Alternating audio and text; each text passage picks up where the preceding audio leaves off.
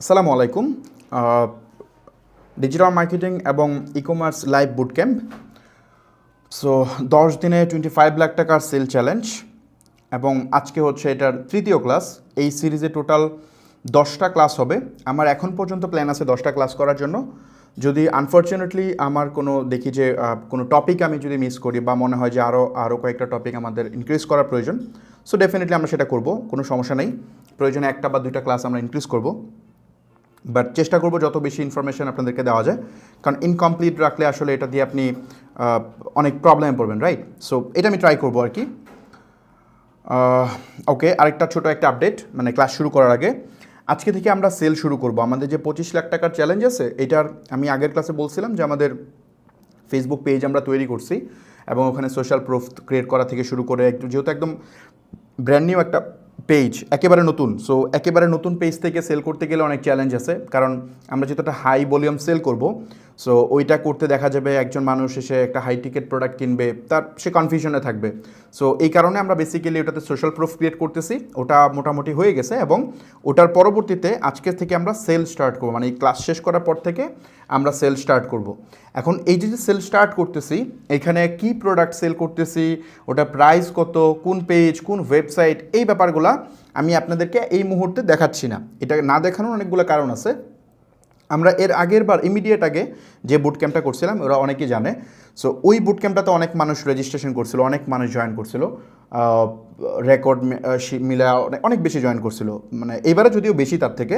So ওই সময় যেটা হয়েছিল যে আমি একটা প্রোডাক্ট আগেই দেখাই দিয়েছিলাম, টেস্ট ফেজ থেকে শুরু করে একদম স্কেল পুরোটা আমি আগে থেকেই করছিলাম। তারপরে বাংলাদেশে অনেকে যারা কোর্স সেল করে বা কমিউনিটিতে যারা আছে, বিশেষ করে ই কমার্স নিয়ে যারা কাজ করে, সো ডেফিনেটলি আমি যেহেতু ফ্রিতে মানুষকে এডুকেট করতেছি, সো তাদের বিজনেসে মেবি হয়তো একটু ইম্প্যাক্ট পড়তেছে কিনা, I have no idea. But actually আমি এটাকে ইম্প্যাক্ট বলি না, কারণ আপনি একভাবে সারা জীবন বিজনেস করবেন এটা তো হইতে পারে না, আপনাকে নিজেকে আপডেট করতে হবে, তাই না?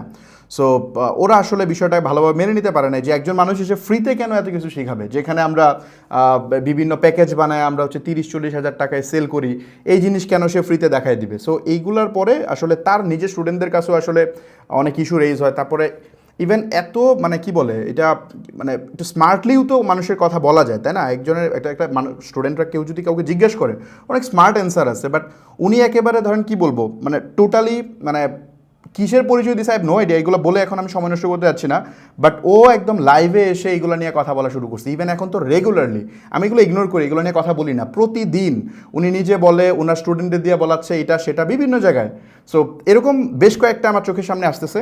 আমি কথা বলে ওদেরকে এখন মানে ওদেরকে নিয়ে কথা বলতে চাচ্ছি না, আমি আমার কাজ করি, বাকিটা এটা আপনারা এনাফ স্মার্ট, আমি এটা বিলিভ করি। যারা আমার লাইভ দেখতেছেন, এটা 2024, এটা মানে এত ইজি না, সব কিছু মানুষ ট্রান্সপারেন্টলি দেখে, মানুষ ওই আগের মতো না, আপনি যেটা বুঝাবেন না মানুষ সেটা বুঝবে, এই সময় না। সো তারপরেও স্টিল আমি ওরা যেন সমালোচনাই না করতে পারে, এই জন্য ওরা কিছু প্রশ্ন তুলছিল আর কি। যে প্রশ্নটা হচ্ছে এরকম ছিল যে আপনি একদিনে 10 লাখ টাকা সেল করছেন, আপনার লাইভ দেখে হচ্ছে প্রায় মানে লাইভ এবং রেকর্ড মিলে প্রায় লাখখানেক মানুষ দেখে, সো ওরাই তো কিনছে, তাহলে আপনার এটা সেল হইলো কেমন, এটা কি ব্যবসা হইলো?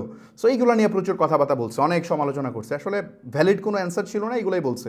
সো আমি এবার চাচ্ছি যেটা মানে ব্যাপারটাকে একদম ট্রান্সপারেন্ট করতে, আমি জবাবগুলো একটু এইভাবেই দেওয়ার চেষ্টা করি যে ওই সময় তো ওইটা বলছি, দেখি এইবার সে কী বলে। এইবার আমরা পেজও দেখাচ্ছি না আপনাদেরকে, আমাদের প্রোডাক্টও দেখাচ্ছি না, কিচ্ছু দেখাচ্ছি না, এভরিথিং আমরা করতেছি ব্যাকগ্রাউন্ডে। করার পরে এগুলো কিন্তু প্রত্যেকটা ক্লিপ আমরা কিন্তু সংরক্ষণ করতেছি, এগুলো দেখাবো আপনাদেরকে, সব কিছু এভরিথিং দেখাবো, নো প্রবলেম। বাট এগুলো আমরা পরে দেখাবো, মানে যখন আমাদের সেলটা কমপ্লিট হবে, ইভেন ডেলিভারিটা হয়ে যাবে, আমরা কুরিয়ারের যে ডেলিভারি হয়েছে, কুরিয়ার যে টাকা দিছে, এই পুরা প্রসেসটা দেখাবো। সো এটা নিয়ে কোনো মানে বিষয় না আসলে। এটা সাধারণ একজন আপনাদের মতো যদি যারা আছেন, যারা ধরেন এজ এ র্যান্ডম পিপল, তারা যদি আমাদেরকে বলে যে ভাই এই সেল করছেন, এটা তো হইতে পারে না, এটা আপনি এমনি মেকানিজম করছেন বা নিজে নিজে অর্ডার করছেন, এটা আপনারা বললে এটা অ্যাকসেপ্টেবল, মানে সাধারণ পাবলিক বললে এটা অ্যাকসেপ্টেবল। বাট একজন মেন্টর যদি এগুলো বলে, তাহলে এটা কোনোভাবে মানা যায় না, কারণ ও তো জানে এভরিথিং, জানার পরে সে কেন মানুষকে ভুল দিকে নিয়ে যাচ্ছে? ডেফিনেটলি তার ব্যবসাতে ইম্প্যাক্ট আসতেছে, কোর্স বিক্রি করতে পারতেছে না, যেগুলো সে 30-40 হাজার টাকায় সেল করে, এগুলো আমি ফ্রিতে দেখাইতেছি। এটা বিজনেস পলিসি ভাই, আপনি ওই মেন্টরকে সাজেস্ট করবো আপনি আপনার ব্যবসাকে আপগ্রেড করেন, কোর্সের ম্যাটেরিয়াল ভালো করেন, মানুষ কিনবে। ওই 4 বছর আগের এক জিনিস আপনি কত সেল করবেন, তাই না? মার্কেট কম্পিটিশন হবে, এটাই তো স্বাভাবিক। যাক, by the way, okay, so ওই ছোটো আপডেটটা দিলাম যে সেল কেন আমরা এই মুহূর্তে লাইভ আপনাদের সামনে করতেছি না, এটাই মূলত রিজন। আমরা এটা লাইভ দেখাবো, আমার ধারণা সেটা 6-7 তারিখ, মানে 5 নাম্বার ক্লাসে আমার প্ল্যান আছে যে আপনাদেরকে ওই প্রোডাক্ট এবং অ্যাড রেজাল্টটা হয়তো দেখানোর প্ল্যান করবো, আমি পুরোটা দেখাবো। সো ওকে, আচ্ছা, আরেকটা ছোটো আপডেট দিয়ে দিই, সেটা হইতেছে ওই গিভওয়ের জন্য আজকে থেকে এই এয়ারপোর্ট থেকে আপনারা যত গিভওয়ে পোস্ট করবেন এগুলার মানে এটার আর গিভওয়েতে অ্যালাউ হবে না। আপনারা এখন আপনার মতো করে আপনি আমাদের কন্টেন্ট দেখার পরে যদি ভালো লাগে শেয়ার করতে পারেন আপনার ফিডব্যাক, এগুলো আমাকে মোটিভেট করে। আপনার যদি কোনো কিছু বুঝতে সমস্যা হয় সেটাও পোস্ট করেন, আর যারা আগে থেকে পোস্ট করছেন পোস্ট অ্যাপ্রুভ হয় নাই তারা ওয়েট করেন, তাদের পোস্ট অ্যাপ্রুভ হবে, অ্যাপ্রুভ হওয়ার পরে আমি উইনার ঘোষণা করবো, সমস্যা নেই। আসলে অনেক পোস্ট যার কারণে অ্যাপ্রুভ করতে একটু সময় লেগে গেছে, ওটা নিয়ে প্রবলেম নেই। ওকে, চলো আমরা ক্লাসের ভিতরে চলে যাই। আজকে আমরা 3টা টপিক দেখাবো টোটাল, আজকেও সেম 3টা টপিক, যদি ক্লাস লম্বা হয় তারপর আমি এটা লম্বা করব। এখানে অনেক নতুন পিপল আছে যাদের জন্য আমি আসলে চাইলেই একটা টপিক খুব অল্প সময় শেষ করতে পারি, বাট এটা করলে যেটা হবে, এখানে যারা একটু এক্সপার্ট তারা বেনিফিটেড হবে, যারা মিড লেভেল বা একটু নতুন শুরু করতে যাচ্ছে তারা বুঝবে না, এটা তাদের মাথার উপর দিয়ে যাবে এবং সে এখান থেকে 100% বেনিফিটেড হতে পারবে না। যেহেতু আমি যেহেতু আপনাদের সামনে একটা জিনিস শেয়ার করতে যাচ্ছি, আমি এমনভাবেই শেয়ার করবো, 3 ধরনের অডিয়েন্সের কথা মাথায় রেখে শেয়ার করবো। সো কিছু ব্যাপার হয়তো রিপিট হবে, বাট তারপরেও ভিডিওটা দেখবেন, কারণ এখানে অনেক ইনফরমেশন থাকবে যেটা আপনাকে অনেক হেল্প করবে। সো চলো আমরা শুরু করি। ই কমার্স বিজনেস কী উপায়ে করা যায়, আমরা এর আগের জাস্ট এর আগের ক্লাসে আমরা যেটা করছি যে প্রথমত আমরা নিট সিলেকশন দেখলাম, মানে ই কমার্স বিজনেস কী ওয়েতে করা যায়, তারপর নিট সিলেকশন, তারপরে ক্যাশ ফ্লো। এখন ক্যাশ ফ্লো করে ফেলছি মোটামুটি, এখন আমাদের কি হয়েছে, আমাদের প্রোডাক্ট সেল করতে হবে, তাই না? সেই প্রোডাক্ট সেলে যদি আমরা যেতে চাই, যেহেতু নিট সিলেকশন আমরা প্রসেসটা বুঝে গেছি, সেলে যেতে গেলে আমাদের কোন কোন উপায়ে আমরা এগুলো সেল করতে পারি সেটাই আমরা এখন দেখব।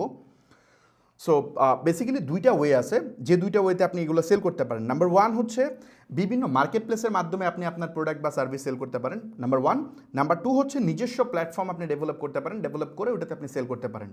এখন এই 2টা ওয়েই আছে, মানে আপনি যদি আপনার কোনো প্রোডাক্টকে মার্কেট করতে চান 2টা ওয়ে আছে। একটা হচ্ছে আপনি থার্ড পার্টি কোনো মার্কেট প্লেসের মাধ্যমে আপনি আপনার প্রোডাক্টে সেল করতে পারেন, আর একটা হচ্ছে নিজস্ব প্ল্যাটফর্মের মাধ্যমে। চলেন আমরা একটু এক্সপ্লেইন করি বিষয়টা কীভাবে কাজ করে। সো ফার্স্ট অফ অল আমি যদি একটু দেখাই আপনাদেরকে যে মার্কেট প্লেসটা আসলে কী এবং কীভাবে কাজ করে, অনেকের প্রশ্ন এটা। মার্কেট প্লেস খুব সিম্পলি যদি আমি বলি, মার্কেট প্লেস হচ্ছে একটা প্ল্যাটফর্ম বা একটা প্ল্যাটফর্ম যেখানে বায়ার এবং সেলার এই 2টা পার্ট এখানে আছে এবং ওইদের মধ্যে এখানে বেচাকেনা হয়। মার্কেট প্লেস পুরা প্রসেসটাকে আপনার মেনটেন করে, মানে এই পুরো অপারেশনটা সে হচ্ছে আপনার মনিটর করে এবং সে নিজে এটা অপারেট করে এবং দুইজনকে এখানে মানে সেলারকে বেচতে হেল্প করে এবং বায়ারকে কিনতে হেল্প করে এবং এই দুইজনকে একসাথে কানেক্ট করায় দেয়। কানেক্ট করে দেওয়ার পরে এখানে হচ্ছে আপনার সাপোজ আপনি সেলার, আপনি আপনার কোনো একটা প্রোডাক্ট সেল করবেন, আপনি কোনো একটা মার্কেট প্লেস আপনার প্রোডাক্টটা লিস্টেড করবেন এবং ওই মার্কেট প্লেস মানে প্রচুর কাস্টমার নিয়ে আসবে তাদের প্ল্যাটফর্মে এবং কাস্টমার ওখান থেকে কোনো একটা প্রোডাক্ট পারচেস করবে। সো এখানে সেলারের বেনিফিট হইলো সে একটা প্রোডাক্ট সেল করতে পারলো, কাস্টমারের বেনিফিট হলো তার দরকারি একটা প্রোডাক্ট সে পাইলো। এখানে মার্কেট প্লেসের বেনিফিট কি, মার্কেট প্লেসের বেনিফিট হইতেছে সে এখানে ওই সেলের উপর একটা কমিশন নেবে। সো এটা হচ্ছে আপনার প্রসেস। যদি আমি একটা প্র্যাকটিক্যাল উদাহরণ দিই তাহলে এটা আপনারা আরও ভালো বুঝতে পারবেন। ফর এক্সাম্পল যদি আমরা একটু দেখি, যেমন ধরেন মানে এটার অনলাইন উদাহরণ যদি দিই তাহলে হচ্ছে দারাজ হচ্ছে এটার একটা অনলাইন উদাহরণ।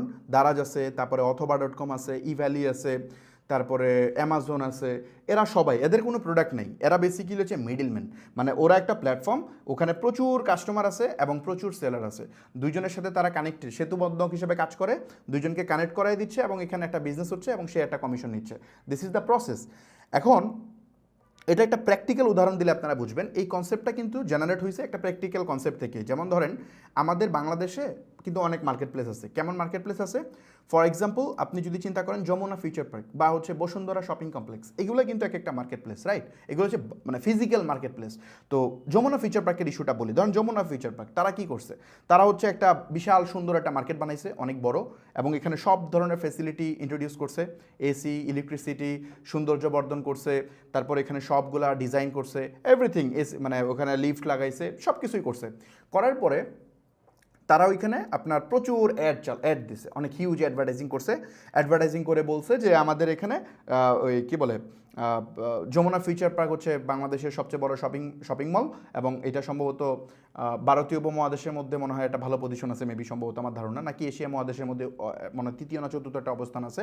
সো অনেক বিশাল এক শপিং কমপ্লেক্স, এখানে সব ধরনের প্রোডাক্ট পাওয়া যায়, এখানে সব ধরনের ব্র্যান্ড আছে। আপনারা এখানে আসেন, এসে আপনার যে নিত্য প্রয়োজনীয় যত জিনিস আছে সব এখান থেকে আপনি এক ছাতার নিচ থেকে কিনতে পারবেন। সো এটা হচ্ছে তাদের মার্কেটিং, এভাবে তারা মার্কেটিং করছে, প্রমোশন চালাইছে। তো প্রমোশন চালানোর পরে কী হয়েছে, প্রচুর কাস্টমার ওই শপিং মলে যাওয়া শুরু করছে, এবং শপিং মলে যেহেতু অনেক মানুষ যাওয়া শুরু করছে, সেই জায়গা থেকে অনেক সেলারও, যেখানে কাস্টমার আছে সেখানে মানে ওই সেলার আছে, সো সেলার ওখানে গিয়ে বিভিন্ন শপ বুকিং করা শুরু করছে এবং তাদের প্রোডাক্ট ওখানে ডিসপ্লে করা স্টার্ট করে তারা সেল করতেছে। এখন এখানে যমুনা ফিউচার পার্কের প্রফিট কি? যমুনা ফিউচার পার্ক তো এখানে কোনো টাকা নিতেছে না, তাই না? যমুনা ফিউচার পার্কের তো নিজস্ব কোনো প্রোডাক্ট নেই, প্রোডাক্ট বেসিক্যালি সেলারের, আমার আপনার, কিন্তু কাস্টমারও ধরেন আপনি আমার আপনার মতো মানুষ এখানে যায় কিনে।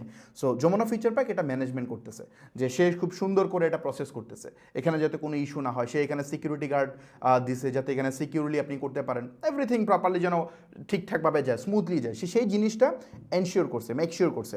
সো তারপরে তার বেনিফিট কি যমুনা ফিউচার পার্কে? তার বেনিফিট হচ্ছে সে হচ্ছে মান্থলি ভাড়া নিচ্ছে, মানে প্রতিটা স্টোর থেকে প্রতি মাসে সে ভাড়া নিচ্ছে, হয়তো 1 লাখ টাকা, 1,20,000 টাকা, 1.5 লাখ টাকা ভাড়া নিচ্ছে। সো এটা হচ্ছে প্রসেস। এখন এই সেম মডেলটাকে অনলাইনীকরণ করা হয়েছে, যেমন ধরেন মাল্টি ভেন্ডর প্ল্যাটফর্মের মাধ্যমে। মাল্টি ভেন্ডর প্ল্যাটফর্ম যেমন দারাজ.com। দারাজ.com-এর প্রসেস কী চলে? দারাজ.com-এ দারাজের প্রচুর অ্যাড দেওয়া হয়, যে দেখবেন যে আপনি সারা বছর দারাজ বিজ্ঞাপন দিতেছে বিভিন্ন ইউটিউবে, টিভিতে, বড় বড় তামিম ইকবাল, সাকিব আল হাসান, ওদের মতো স্টারদেরকে সে নিয়ে বিভিন্ন ক্যাম্পেইন করতেছে, লাখ লাখ মানুষ দারাজের অ্যাপে ঢুকতেছে বিভিন্ন প্রোডাক্ট কেনার জন্য। আর এদিকে সেলাররা যাচ্ছে এখানে তাদের প্রোডাক্ট এখানে স্টোর ক্রিয়েট করে প্রোডাক্টগুলো ডিসপ্লে করার জন্য। দারাজের কিন্তু কোনো প্রোডাক্ট নেই, প্রোডাক্ট হচ্ছে সেলারের। দারাজে প্রায় 70-80 হাজারের মতো সেলার আছে, ওরা তাদের বিভিন্ন প্রোডাক্ট ওখানে অ্যাড করে এবং কাস্টমাররা এসে সেই প্রোডাক্টগুলো কিনে। দারাজ এখান থেকে যেটা করে পুরা জিনিসটা ম্যানেজ করে দেয়। যেমন একটা প্রোডাক্ট আপনি যখন অর্ডার করেন তখন ওই অর্ডারটা চলে যায় কার কাছে? কিন্তু দারাজের কাছে যায় না, এই অর্ডারটা চলে যায় ওই সেলারের কাছে। যেমন ধরেন আমি একটা প্রোডাক্ট সেল করতেছি, ধরেন এই মাউসটা আমি সেল করতেছি, তখন কি হয়, মাউসটা যখন আমি এখানে অ্যাড করি, আপনি যখন অর্ডার করেন এই অর্ডারটা চলে আসে ধরেন আমার এখানে, আমার ড্যাশবোর্ডে আমি দেখতে পারি। তখন আমি এটা কি করি, দারাজের যে হাব আছে, দারাজের বাংলাদেশে অনেকগুলো হাব আছে, ওই হাবে গিয়ে আমি প্রোডাক্টটা দিয়ে আসি, দারাজ ওটাকে প্যাকিং করে দারাজ তার নিজস্ব কুরিয়ারের মাধ্যমে বা থার্ড পার্টি কুরিয়ারের মাধ্যমে আপনার কাছে পৌঁছায় দেয়। আপনি দেখেন দারাজ আপনাকে প্রোডাক্টটা পাঠাইছে, বিহাইন্ড দ্য সিন দারাজ পাঠাইছে হচ্ছে ওই সেলার, রাইট? এখন সেলারকে যে সেল এনশিওর করে দিল, সেলারের তো সেলারের তো কোনো কষ্ট নাই, জাস্ট সে প্রোডাক্টটা তুললো, সব কষ্ট দারাজ করলো, তাই না? দারাজ অ্যাডভার্টাইজিং করে লোক এনে দিল, সব এভরিথিং করলো। সো বেসিক্যালি এটার জন্য দারাজ একটা এখান থেকে সার্টেন পার্সেন্টেজ নিচ্ছে, সেটা তাদের বিভিন্ন ক্যাটাগরির উপর ডিপেন্ড করে। যেমন ক্লদিংয়ের উপর মনে হয় 12% নেয়, তারপরে মানে 1,000 টাকা একটা প্রোডাক্ট সেল করলে 120 টাকা দারাজ নিয়ে নেবে, বা কিছু প্রোডাক্টে হয়তো 20%ও নেয়। সো 1,000 টাকা প্রোডাক্টে 200 টাকা সে নিয়ে নেবে, মানে সেল হওয়ার পরে। এটাই বেনিফিট সেলারদের, যে আপনার সেল হওয়ার পরে সে টাকা নেবে। বাট অন্যান্য ক্ষেত্রে যেটা হয়, মার্কেটিংয়ের ক্ষেত্রে তো আপনার আগে খরচ করতে হয়, তারপরে সেল হয়, তাই না? সো দারাজের ক্ষেত্রে ব্যাপারটা এটা হয়। ইভেন রিসেন্টলি দারাজ তাদের ইন্টারনাল অ্যাড করেছে। দারাজে এখন কারেন্টলি প্রায় কয়েক মিলিয়ন প্রোডাক্ট আছে, 5-7 মিলিয়ন প্রোডাক্ট আছে দারাজে। সো মানে 50-60 লাখ আইটেম আছে। তো এই 50-60 লাখ আইটেমের মধ্যে কার আইটেমটা উপরে আসবে, কার আইটেমটা মানে উপরের দিকে, এটা কীভাবে বোঝানো হবে? সো এই জন্য বেসিক্যালি এখন অ্যাড ইন্ট্রোডিউস করছে। যাক, বাই দ্য ওয়ে, আশা করি মার্কেট প্লেসের কনসেপ্ট আপনারা বুঝতে পারছেন। এখন হ্যাঁ, কিছু জনপ্রিয় মার্কেট প্লেস, ওকে, এটা আমি বলছি অলরেডি, তারপরে যদি একটু দেখাই, এখানে দারাজ আছে, ইভ্যালি আছে, আজকের ডিল আছে, অথবা আছে, এবং যদি আমি বলি যে ফেসবুক মার্কেট প্লেস, ফেসবুক নিজেও একটা মার্কেট প্লেস বানাইছে, লাইক মাল্টি ভেন্ডর প্ল্যাটফর্মের মতো অনেকটা। এটা হচ্ছে আপনারা এই মেনুতে গেলে, যদি মানে আপনার ফেসবুকের যে মেনু আছে অ্যাপে, ওখানে গেলে দেখবেন মার্কেট প্লেস নামে একটা অপশন আছে, সেখানেও আপনি সেম ওয়েতে প্রোডাক্ট লিস্ট করে আপনি সেল করতে পারবেন। ওকে, এখন আমি যে জিনিসটা বলবো সেটা হচ্ছে ওকে, সো মার্কেট প্লেসের প্রসেসটা একদম ইজি, তাই না? প্রোডাক্ট তুলতেছে না, কাজ হইতেছে। বাট আমি যেটা বলতেছি সেটা হচ্ছে মার্কেট প্লেসের উপর আপনার নির্ভর করে বিজনেস করা উচিত না। এই ভুলটা অনেকেই করে, যারা ই কমার্স ব্যবসা শুরু করে তখনই তারা কী করে, দারাজে একটা স্টোর ক্রিয়েট করে সে প্রোডাক্ট সেল করে। আমি দারাজের কথা বলতেছি, দারাজ বাংলাদেশে নাম্বার 1, এই জন্য। দারাজ ছাড়াও আর অনেক প্ল্যাটফর্ম আছে। সো এই ধরনের মার্কেট প্লেসে তারা বেসিক্যালি যায়, যাওয়ার পরে তারা হচ্ছে আপনার কী বলে, ওই একটা স্টোর ক্রিয়েট করে তার প্রোডাক্ট লিস্ট করে সেল করার চেষ্টা করে। বাট এইটা একটা হিউজ মানে ইস্যু, তারা আসলে বুঝতে পারে না যে এখানে দারাজে আমার বিজনেস পরিচালনা করলে এটা দারাজ কার জন্য পারফেক্ট। দারাজ কিছু সেলারের জন্য অনেক ভালো, আবার কিছু সেলারের জন্য এটা ভালো না, এটা ভ্যারি করে আপনার কন্ডিশন ওয়াইজ। সো চলেন আমরা একটু প্র্যাকটিক্যালি বিষয়টা একটু দেখাই। আমি একটু স্ক্রিন থেকে বের হয়ে একটু প্র্যাকটিক্যালি দেখাই আপনাদেরকে। ফর এক্সাম্পল আমি daraz.com যাচ্ছি, এটা হচ্ছে daraz.com। ওকে, সো এই daraz.com এর মধ্যে যদি আপনি যান, যাওয়ার পর এখানে প্রচুর ক্যাটাগরি আছে, আপনি প্রোডাক্ট পাবেন। এখন দারাজে কী করে মানুষ, দারাজে যখন আসার পরে কিন্তু সে সার্চ করে, তাই না? এখানে এসে সার্চ করে সে প্রোডাক্ট বের করার চেষ্টা করে। আপনি ক্যাটাগরি নেভিগেট করে কিন্তু প্রোডাক্ট বের করতে পারবেন না, এখানে millions of product. So for example আমি ধরেন একটা প্রোডাক্ট খুঁজতেছি, একটা কমন প্রোডাক্ট আছে যেটা দিয়ে আমি এক্সাম্পল দিলে ভালো বুঝবেন, সেটা হচ্ছে বেবি বাউন্সার।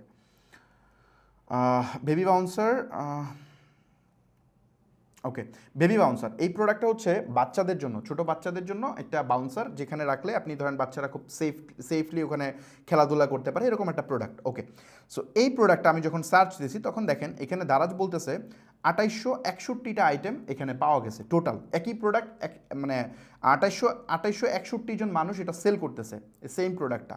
একটু নিচের দিকে আসেন, তাহলে নিচে যদি আসেন আপনি দেখেন এই প্রোডাক্টটা একজন সেল করতেছে এখানে কত, 648 টাকা। আচ্ছা, এই ব্যক্তি সেল করতেছে কত, 962 টাকা, 899 টাকা। আচ্ছা, তারপরে যদি একটু যান 950, সেল করতেছে হচ্ছে আপনার 1029। প্রোডাক্ট কিন্তু সেম, খেয়াল করেন প্রোডাক্ট কিন্তু একই, কোনো চেঞ্জ নেই। 899, হ্যাঁ, আর যান নিচে যান 992। তারপরে এটা আগে আরও অনেক প্রাইজে সেল করতো, এখন এটা কম্পিটিশন হয়ে গেছে দেখে কম হচ্ছে। আমি যখন আগে দেখছিলাম তখন এটা অনেক বেশি ছিল, যেমন 1050। সো এরকম এরা বিভিন্ন প্রাইজে এই প্রোডাক্ট সেল করতেছে, এবং এগুলো কিন্তু সেলও হয়েছে, ব্যাপারটা খেয়াল করেন, এগুলো কিন্তু সেলও হয়েছে। সো এত রেঞ্জে কেন সেল হচ্ছে, এটা কেন এত মানুষ সেল করতেছে, এটার কারণটা আমি একটু এক্সপ্লেইন করি, তাহলে আপনাদের জন্য ইজি হবে। আমি কেন বলতেছি যে মার্কেট প্লেস সবার জন্য না। ফার্স্ট অফ অল খেয়াল করেন, দারাজে আপনি যখন অনবোর্ড হয়েছেন তখন আপনি ধরেন এই প্রোডাক্টটা আপনি সেল করবেন দারাজে, অ্যাজ এ সেলার হিসেবে অ্যাকাউন্ট ক্রিয়েট করে আপনি এই প্রোডাক্টটা সেল করার প্ল্যান করতেছেন। এখন এই প্রোডাক্টটা যখন আপনি সেল করবেন, 2861 জন মানুষ তো আপনার আগে তারা সেল করতেছে এই সেম প্ল্যাটফর্মে। সো আপনি যখন নতুন প্রোডাক্টটা অ্যাড করবেন তখন আপনার প্রোডাক্টটা কত নাম্বারে হবে, 2862 নাম্বারে আপনার প্রোডাক্টটা অ্যাড হবে, তাই না? আপনার প্রোডাক্টটা কত নাম্বার পেজে গিয়ে থাকবে, 72টা পেজ আছে, তো 73 নাম্বার পেজে আপনার প্রোডাক্টটা গিয়ে পড়বে। এই তো মানে এটাই তো হওয়া উচিত, তাই না? ন্যাচারালি তো তাই হবে। সো 73 নাম্বার পেজে যদি যায়, তাইলে একজন কাস্টমার যখন বেবি বাউন্সার কিনতে আসবে, দারাজ তো অ্যাড দিচ্ছে, অ্যাডের কারণে একজন কাস্টমার daraz.com গিয়ে সে যখন বেবি বাউন্সার লিখে সার্চ করবে, সার্চ করে সে কোন প্রোডাক্টটা কিনবে বলেন, ও কি পরে যাবে নাকি সে এখান থেকেই কিনে ফেলবে? মানে ওই ব্যক্তি কিন্তু এত দূরে যাওয়ার দরকার নাই, তার অপশন কিন্তু সে কিন্তু এখানেই পেয়ে গেছে সে কোন প্রোডাক্ট কিনবে। প্রথম 1 লাইন বা 2 লাইনে তার প্রবলেম সলভ, সে তো আর নিচে যাওয়ার কোনো মানেই হয় না, তাই না? সো যে কোনো প্ল্যাটফর্মে আপনি যদি গুগলের ক্ষেত্রেও কিছু সার্চ করেন, আপনি কি সেকেন্ড পেজে গিয়ে কিছু দেখেন নাকি ফার্স্ট পেজের রেজাল্টগুলো দেখে ফেলেন? ইভেন ফার্স্ট পেজে সবগুলো কিন্তু সমান ট্রাফিক পায় না, প্রথম 2-3টা বিশাল ট্রাফিক পায়, পরেরগুলো কিন্তু মানুষ ক্লিকই করে না, তাই না? সো সেম প্রসেস তো এখানে হবে, এটাও তো একটা one kind of search engine. So এইখানে আপনি যখন সার্চ করতেছেন তখন কিন্তু আপনার নতুন প্রোডাক্টটা মানুষ দেখার চান্স নাই, আর যদি না দেখে তাহলে কিনবে না। ধরেন 100 জন কাস্টমার এখানে বেবি বাউন্সার সার্চ করলো, সার্চ করার পরে দেখা যাবে কত, হয়তো 80 জনের সলিউশনই সে প্রথম এই 2-3 লাইনের মধ্যে সলভ। হয়তো আরও 10 জন আছে যারা একটু এক্সপ্লোর মাইন্ডেড, সে আরও খুঁজবে, এর মধ্যে তো 2-1 জন আছে যারা গিয়ে মনে করেন 2 নাম্বার 3 নাম্বার 4 নাম্বার পেজে যাবে, তাই না? তার মানে ঘটনা হইতেছে ম্যাক্সিমাম ক্লায়েন্ট এখান থেকে সলিউশন নিয়ে নিচ্ছে। তার মানে আপনি যে বেবি বাউন্সার সেল করার চেষ্টা করতেছেন, আপনি পারবেন না, ভালো করতে পারবেন না। যারা আগে টপে ছিল তারাই ভালো করতেছে, আপনি টপে না আসলে ভালো করতে পারবেন না। সো এটা হচ্ছে প্রসেস। এখন এই দারাজের আপনার এই মানে র্যাঙ্কে তাহলে আসে কেমনে, যারা করতেছে তারা ভালো করে কেমনে, এটার রিজনটা যদি বলি, এটার রিজনটা হইতেছে বেসিক্যালি দারাজে আপনার দারাজ র্যাঙ্কিং ফ্যাক্টর, মানে এই যে কার প্রোডাক্টটা টপে আসবে কার প্রোডাক্টটা পরে আসবে, এটা কিসের উপর ডিপেন্ড করে, কিন্তু রিভিউর উপর না। যেমন ধরেন এই প্রোডাক্টটা 4টা রিভিউ আছে, এটা টপে আইসা বসে আছে, অথচ এটা 62টা রিভিউ, এটা নিচে পড়ে আছে, দেখছেন? তো এটা হচ্ছে আপনার 43টা রিভিউ, এটা নিচে পড়ে আছে। সো এখানে 6টা রিভিউ আছে, সে এখানে আছে, বাট এখানে দেখবেন যে আরও অনেক বেশি রিভিউওয়ালা নিচে পড়ে আছে। এই যেমন 567টা সোল্ড হয়েছে, তারপরও সে নিচে পড়ে আছে। সো বেসিক্যালি এই জিনিসটা মানে এটাকে বলে যে র্যাঙ্কিং ফ্যাক্টরটা এরা দারাজ কিছুদিন পর চেঞ্জ করে।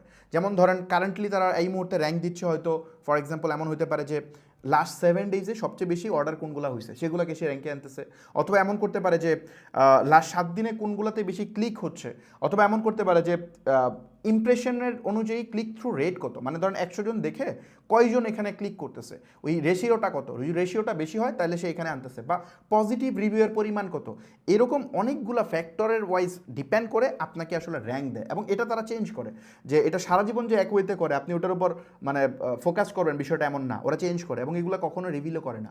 কারণ মানে কোনো মার্কেট প্লেস, গুগলও তো বলে না যে কিসের উপর বেস করে তারা র্যাঙ্ক দেয়। কেন বলে না? কারণ এটা বললে তো আপনারা সবাই সেম স্ট্র্যাটেজি অ্যাপ্লাই করবেন, অ্যাপ্লাই করলে দেখা যাবে যে সবাই স্ক্যামিং করার চেষ্টা করবে, যে ফার্স্ট স্টেজে আসার জন্য যত ধরনের মানে স্ট্র্যাটেজি অ্যাপ্লাই করা যায় সে করবে। সো এই জন্য এটা কখনোই কোনো প্ল্যাটফর্ম এটা বলে না। এটা মার্কেটাররা হয়তো অনেক সময় প্রেডিক্ট করতে পারে, বাট এমনিতে কখনোই বলে না।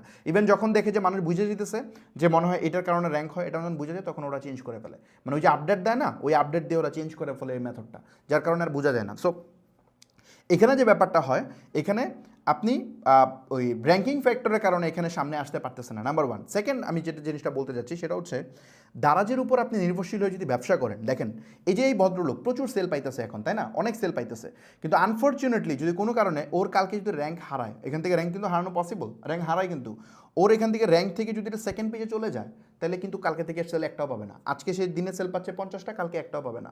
সো ও যদি এটার উপর বেস করে একটা বিশাল সেট দিয়ে দেয়, ও যদি ধরেন 10 লাখ টাকা প্রোডাক্ট নিয়ে এসে পড়ে চায়না থেকে, এবং তার এই মানে প্রোডাক্টটা যদি প্রথম পেজ থেকে সেকেন্ড পেজে চলে যায়, তাহলে তো শেষ, ইনস্ট্যান্ট সে লস, ওর জীবনে রিকভার করতে পারবে না এটা। বা 10 জন কর্মচারী সে যদি রাখে, এদের বেতন কোত্থেকে দিবে যদি এই ঘটনা ঘটে? সো ব্যবসা কারোর উপর নির্ভর করে আসলে করা পসিবল না। এমন প্ল্যাটফর্মকে আপনি চুজ করতে পারেন না যেখানে আপনার কোনো সিউরিটি নেই, আপনার নিজের উপর এটা কন্ট্রোল নাই, এটা আরেকজন কন্ট্রোল করতেছে, এই জায়গায় ব্যবসা করা ইম্পসিবল।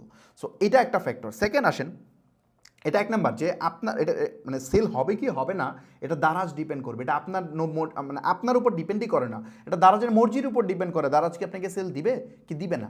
কারণ যারটা টপে আসবে সেই সেল পাবে, খুব সিম্পল হিসাব। এখানে হয়তো এই 2861 জনের মধ্যে 61টাও প্রথম পেজে নাই, বাট বাকি 2800 জনই বসে থাকবে, তাই না? ওকে, এখন আসেন যে আরেকটা ইস্যু, এটা তো একটা ইস্যু বললাম যে এখানে আপনার র্যাঙ্কে না আসলে সেল পাবেন না। সেকেন্ড ইস্যু বলি, সেকেন্ড ইস্যু দেখেন, এটা ভয়ানক ব্যাপার। এখানে 648 টাকা দিয়ে একই প্রোডাক্ট সেল করতেছে, 962 টাকা দিয়ে সেম প্রোডাক্ট। একটু নিচের দিকে আসেন, 699 টাকা দিয়ে একই প্রোডাক্ট। এই যে একই প্রোডাক্টের বিভিন্ন টাইপের প্রাইস এবং হিউজ গ্যাপ, এটা কেন? এখন আমি অ্যাজ এ ভায়ার যদি কল্পনা করি, আপনি চিন্তা করেন এখানে গিয়ে আমি যদি কম দামিটা কিনবো না বেশি দামিটা কিনবো, আমি তো ডেফিনেটলি কম দামি অপশনটা কিনে নিব। এটা তো কাস্টমারের সাইকোলজি, তাই না? আমি একটু প্রোডাক্টটা দেখবো, ইভেন রিভিউ দেখেন পজিটিভ, খেয়াল করেন এই 600 টাকা করে যে সেল করতেছে ওর রিভিউ কিন্তু 5 স্টার। তার মানে কি আমি তো এটাই নিব, আমার তো টাকা বেশি হয়ে যায় না যে আমি বেশি টাকা মানে বেশি টাকারটা কিনবো, সেম প্রোডাক্ট এভরিথিং সেম, আমি তো এটাই কিনবো। সো এখন এইটা কেন হয়, মানে এই ধরনের কম্পিটিশনটা কেন ক্রিয়েট হয়, মানে প্রাইজের ক্ষেত্রে? এই প্রোডাক্টের আমি একটা ইনফরমেশন দিই, এই প্রোডাক্টটা আমি জানি এটা অনেকেই সেল করে, ইভেন আমি নিজেও আমার এক ক্লায়েন্টের জন্য এটা প্রচুর সেল করছি এক সময়। এই প্রোডাক্ট ওই সময় আমি আরও 1.5 বছর আগের ঘটনা বলতেছি, ওই সময় এই প্রোডাক্টটার পারচেস প্রাইস ছিল, এটা ডিপেন্ড করতো কোয়ালিটি এর উপর, তবে এটা 850 থেকে 900 টাকার মতো করে লাগতো, মানে কেনা পারচেস প্রাইস। এখন তো অনেক কোয়ালিটি হয়তো বেরিয়েছে। সো 850 থেকে 900 টাকা কিনতে হয়, এবং ওই প্রোডাক্টটা ধরেন 850 টাকায় আপনি কিনতেছেন, কিনে ওটা আপনি দারাজের কমিশন আছে কত, প্রায় এটাতে 10% মনে হয় কমিশন। সো 10% কমিশন অ্যাড করলে প্রায় এখানে আরও প্রায় 100 টাকা কমিশন অ্যাড আছে, 950 টাকা। 950 টাকার সাথে এই প্রোডাক্ট অনেক বড় প্রোডাক্ট, এটা ক্যারিং করতে অনেক খরচ আছে। আপনি প্রোডাক্টটা দারাজের হাবে নেবেন, কিনে আনবেন, এখানে একটা কস্টিং আছে। সো ওটা মিলে আপনি ধরেন আরও ধরেন 30-40 টাকা পার প্রোডাক্টে আছে। সো 40 টাকা যদি হয়, ইভেন দারাজের হাবে যদি যান, এই প্রোডাক্টটা কিন্তু দারাজের হাবে গিয়ে প্যাকিং করে দিতে হয়। কারেন্টলি দারাজের হাবের অবস্থা খুব খারাপ, যারা গেছে জানে যে ওখানে প্যাকেজিং ম্যাটেরিয়াল পাওয়াটা খুব ডিফিকাল্ট হয়ে যায়, তা দারাজের এখান থেকে প্যাকেজিং ম্যাটেরিয়াল আগে থেকে অর্ডার করে রাখতে হয়। সো এই সব কিছু আপনি কম্পেয়ার করলে আরও প্রায় 100 টাকা এডিশনাল কস্ট আছে। সো টোটাল কস্টিং কত হইল? প্রায় 1000 টাকার বেশি, তাই না? 1000 টাকার বেশি যদি কস্টিং হয়, তাহলে এটা সেল করা উচিত কত? 1100-1200 টাকা সেল করা উচিত, অ্যাটলিস্ট তো 200 টাকা প্রফিট করতে হবে, 20% বা 15% প্রফিট করতে হবে। সো 1100-1200 টাকা সেল করতে হইলে এই প্রোডাক্টটা ন্যাচারালি ওই প্রাইসে সেল করা উচিত। কিন্তু এরা কেন কম প্রাইসে সেল করতেছে? এরা কম প্রাইসে সেল করতেছে বেসিক্যালি কী কারণে আমি বলি, ওই যে বলছিলাম র্যাঙ্কিং ফ্যাক্টর। দেখেন একজন মানুষ যখন দারাজে আসে, সে এসে দেখে যে আমি নতুন, আমার প্রোডাক্ট কেউ দেখেও না কিনেও না, ধরেন আমি 1200 টাকায় প্রোডাক্টটা তুললাম, কেউ দেখবে না কেউ কিনবেও না, তাই না? সো এখন এটা কিনানো কেমনে মানুষ কিনবে, কেন কিনবে? কেনার প্রসেসটা হইতেছে ওই যে সে প্রাইস কমায় দেয়। প্রাইসটা যখন কমায় দেয় তখন অনেক মানুষ আছে যে এখানে আইসা সর্ট বাই নিউ অ্যারাইভাল বা লো টু হাই লিখে আপনার সার্চ করে, মানে এখানে সে বেস্ট ম্যাচ দেয়, বেস্ট ম্যাচ দিয়া এখানে সে খুঁজে বের করে সবচেয়ে কম দামে এটা কত আছে। অনেক অ্যাডভান্স কাস্টমার আছে, ওরা গিয়ে এগুলো অর্ডার করা শুরু করে। যখন এরা এগুলো অর্ডার করা শুরু করে, কিছু কাস্টমার তো ডেফিনেটলি স্মার্ট আছে, যখন এটা করে তখন দারাজ দেখে আচ্ছা এটা তো অর্ডার পাচ্ছে, তখন ওর মানে যেটা পেজ ছিল 47 নাম্বার পেজে, না কয় নাম্বার পেজ আছে, কয়টা পেজ আছে, আচ্ছা 92টা পেজ দেখাচ্ছে। সো 93 নাম্বার পেজে যারা আছে, মানে ওরে দেখা যায় যে ইনস্ট্যান্ট 5-7টা অর্ডার পড়লে সে 93 নাম্বার পেজ থেকে সে হয়তো 4 নাম্বার 5 নাম্বার পেজে চলে আসে। তারপর যখন আরও বেশি কিছু অর্ডার পায় তখন সে আরও সামনের দিকে চলে আসে এবং একটা টাইমে সে ফার্স্ট পেজে চলে আসে। সো বেসিক্যালি সে 40-50টা পার্সেল লসে সেল করে, লসে সেল করে কিছু পজিটিভ রিভিউ গেইন করে, কারণ রিভিউ ছাড়া তো তার প্রোডাক্ট কিনবে না। বাকি যেটাতে রিভিউ আছে তারটাতে রিভিউ নেই। সো কিছু সে বেসিক্যালি কিছু রিভিউ মানে রিভিউ গেইন করার চেষ্টা করে, প্লাস সে হচ্ছে আপনার ওই যে দারাজের ফার্স্ট পেজে আসতে চেষ্টা করে। এখন সে যখন ফার্স্ট পেজে চলে আসে তখন দেখা যায় যে ও চিন্তা করে যে ওকে ঠিক আছে, এতদিন তো আমি লস করলাম, পার প্রোডাক্টে 200 টাকা করে, আমি এখন একটু প্রাইসটা একটু বাড়াই। সে তখন ওই 1200 টাকার রেঞ্জ দেওয়ার চেষ্টা করে যাতে 200 টাকা করে লাভ হয়। লাভ হলে আর 2-3 মাসে সে হচ্ছে আগের লসটাকে রিকভার করতে পারবে। সে যখন এই অ্যাটেম্পটা নেয় ঠিক ওই মোমেন্টে তার মতো আরেকজন এসে মার্কেটে এন্ট্রি নেয়, মানে ওই সেম আইসা পরে সেম দেখে যে না সেলটেল হয় না, দাম কমায় দেয়, দাম কমায় ফার্স্ট পেজে আসার চেষ্টা করে। এই লোভ চলতেই থাকে চলতেই থাকে। সো এই লোভ যখন চলতেই থাকে তখন এখানে আর বেনিফিট করা পসিবল হয় না, খুব কষ্ট হয়ে যায়, ডিফিকাল্ট হয়ে যায়। আশা করি আমি পয়েন্টটা বুঝতে পারছি। এখন আসেন আরেকটা ইস্যু, যে কোনো মার্কেট প্লেসে যে কোনো জায়গায় যদি ব্যাপারটা এমন হয় ওপেন কম্প্যারিজন করার সুযোগ দেয়, সাইড বাই সাইড, ধরেন আমার একটা প্রোডাক্ট আপনারও একটা প্রোডাক্ট, সেম প্রোডাক্ট দুজনে সেল করতে, দুজনকে যদি এক জায়গায় ওপেন কম্প্যারিজন করতে দেয় একই জায়গায় সাইড বাই সাইড, তাইলে এখানে বিজনেস প্রপারলি করা যাবে না, কষ্ট হয়ে যাবে। সো এখানে তো একজন না, এখানে 3600 জনকে আপনার সামনে ধরাই দিতেছে যে সাইড বাই সাইড কম্পেয়ার করো। একজন কাস্টমার ইজিলি এসে দেখতে পারতেছে একই প্রোডাক্ট একই দাম কিনতেছে। সো এইরকম কাস্টমার জার্নিতে প্রোডাক্ট সেল করা অনেক ডিফিকাল্ট, নতুন উদ্যোক্তাদের জন্য তো এটা মারাত্মক ডিফিকাল্ট। সো এই ভুলটা অনেকেই করার কারণে সে এখানে প্রবলেমে পড়ে।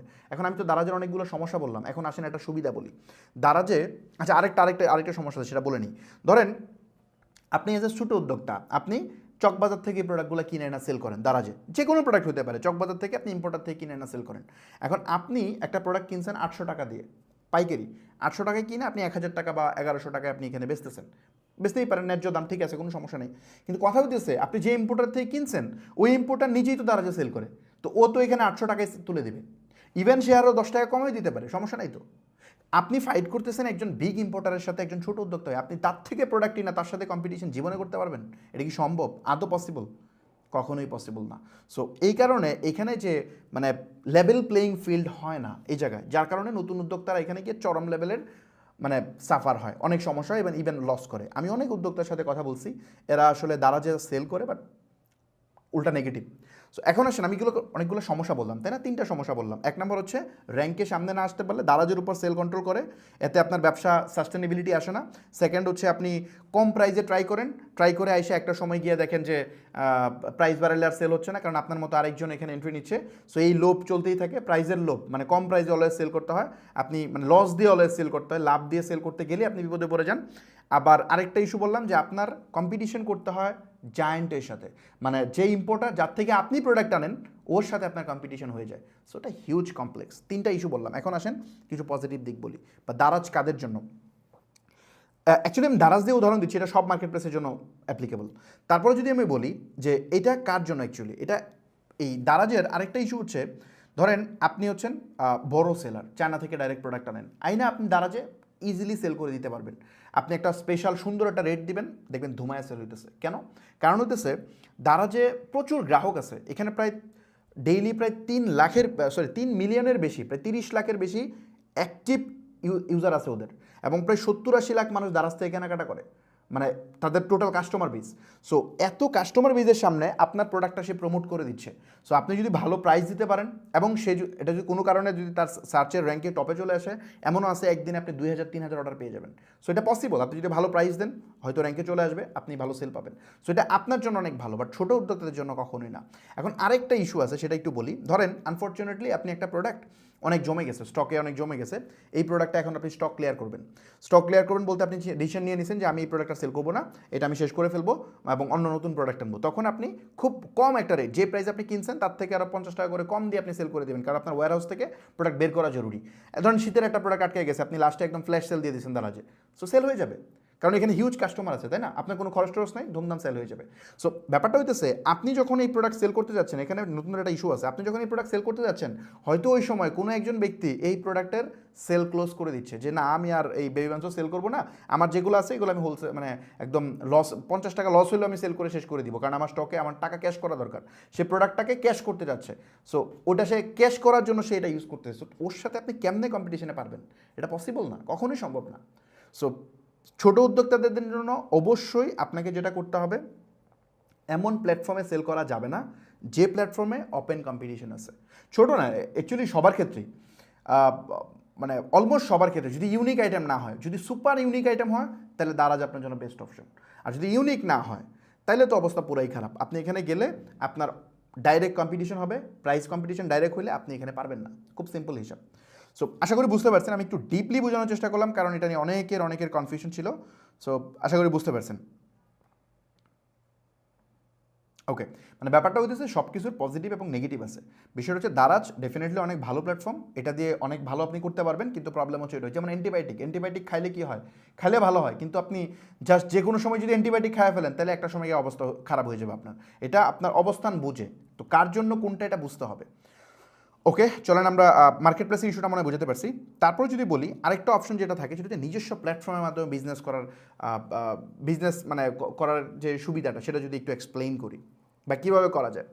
নিজস্ব প্ল্যাটফর্ম বলতে আমি বুঝাচ্ছি, ধরেন আপনি একটা ফেসবুক পেজ ক্রিয়েট করছেন, পেজ ক্রিয়েট করে ওখানে আপনার একটা প্রোডাক্ট আপনি সেল করতেছেন, বা আপনি একটা নিজস্ব ওয়েবসাইট বানাইছেন, ওয়েবসাইট বানায় আপনি ওই প্রোডাক্টটা সেল করতেছেন। সো আপনি যদি কোনো একটা ওয়েবসাইট বানায় আপনি ওই প্রোডাক্টটা সেল করেন, এটা 100% কন্ট্রোল আপনার কাছে, এটা কিন্তু আরেকজনের কাছে না। আপনার ওয়েবসাইট, আপনার প্রোডাক্ট ওখানে আছে, আপনি ওটাকে অ্যাড দিচ্ছেন, অ্যাড দিলে কি হচ্ছে দেখা যাবে যে প্রচুর মানুষের সামনে আপনার অ্যাড প্লেস হইতেছে, মানুষ এসে অর্ডার করতেছে, এখানে সাইড বাই সাইড কম্পেয়ার হইতেছে না। এই বেবি বাউন্সার যদি আপনি 1500 টাকাও লিখেন, মানে প্রাইস আপনার ওয়েবসাইটে লিখে রাখেন, নো ইস্যু, কোনো সমস্যা নেই, আপনি লিখতে পারেন। কাস্টমার সাইড বাই সাইড কম্পেয়ারের সুযোগ পাচ্ছে না, যেহেতু সুযোগ পাচ্ছে না তার মানে আপনি একটা ভালো মার্জিন রেখে আপনি সেল করতে পারতেছেন। আপনাকে ওই মানে কি বলে, মানে ওই ধরনের কম্পিটিশনের মধ্যে যে আপনার পড়তে হইতেছে না, যে কম্পিটিশন আসলে এটাকে ব্যবসায়ী বলে না। মানে ওই যে এই একই প্রোডাক্ট সবাই সেল করতেছে, ওটা লস দিয়ে সেল করতে, এটা বিজনেস বলে, এটা ব্যবসায়ী বিজনেসই বলে না এটাকে। সো ওই রকম একটা কম্পিটিশনে আপনার যাইতে হইতেছে না, আপনি আপনার প্ল্যাটফর্মে আপনি সেল করতেছেন। আমি কিছু উদাহরণ দিব, যেমন আমি একটা উদাহরণ দিই, ফর এক্সাম্পল আমি উদাহরণ দিই হচ্ছে, সাপোজ কী দিয়ে উদাহরণ দেবো, আমি উদাহরণ দিই আপনার দিয়ে কী বলে, বাটা দিয়ে উদাহরণ দিই। ধরুন এটা যে বাটার ওয়েবসাইট, সো এই বাটার ওয়েবসাইটে যদি আপনি যান, এখানে আপনি যে প্রোডাক্টটা দেখতেছেন এটা কিন্তু বাটার ওয়েবসাইটে এক পিসই আছে, রাইট? সো যেহেতু এটা একটাই, আপনি এটা প্রাইস দেখে আপনি এখান থেকে অর্ডার করতেছেন, সো আপনার পক্ষে কিন্তু পসিবল না যে ওই মোমেন্টে কিন্তু আপনি এটা দেখে কিনে ফেলবেন, এখানে নিচে গিয়ে কিন্তু ওই সেম প্রোডাক্ট আপনি পাচ্ছেন না। মানে অন্য প্রোডাক্ট হয়তো বাটার দেখতেছেন, বাট অন্য কারো প্রোডাক্টই নেই, সব প্রোডাক্টই বাটার। সো যেহেতু সব প্রোডাক্ট বাটার, তার মানে ওই লোক যদি কিনে, মানে ও এটা ওপেন কম্প্যারিজন করতে পারতেছে না। সো এখানে যে প্রাইস, তার যদি ভালো লাগে, ফিচার যদি দেখবে, ফিচার যদি ভালো হয়, সব কিছু পরে দেখে ভালো লাগলে সে অর্ডার দিয়ে দেবে।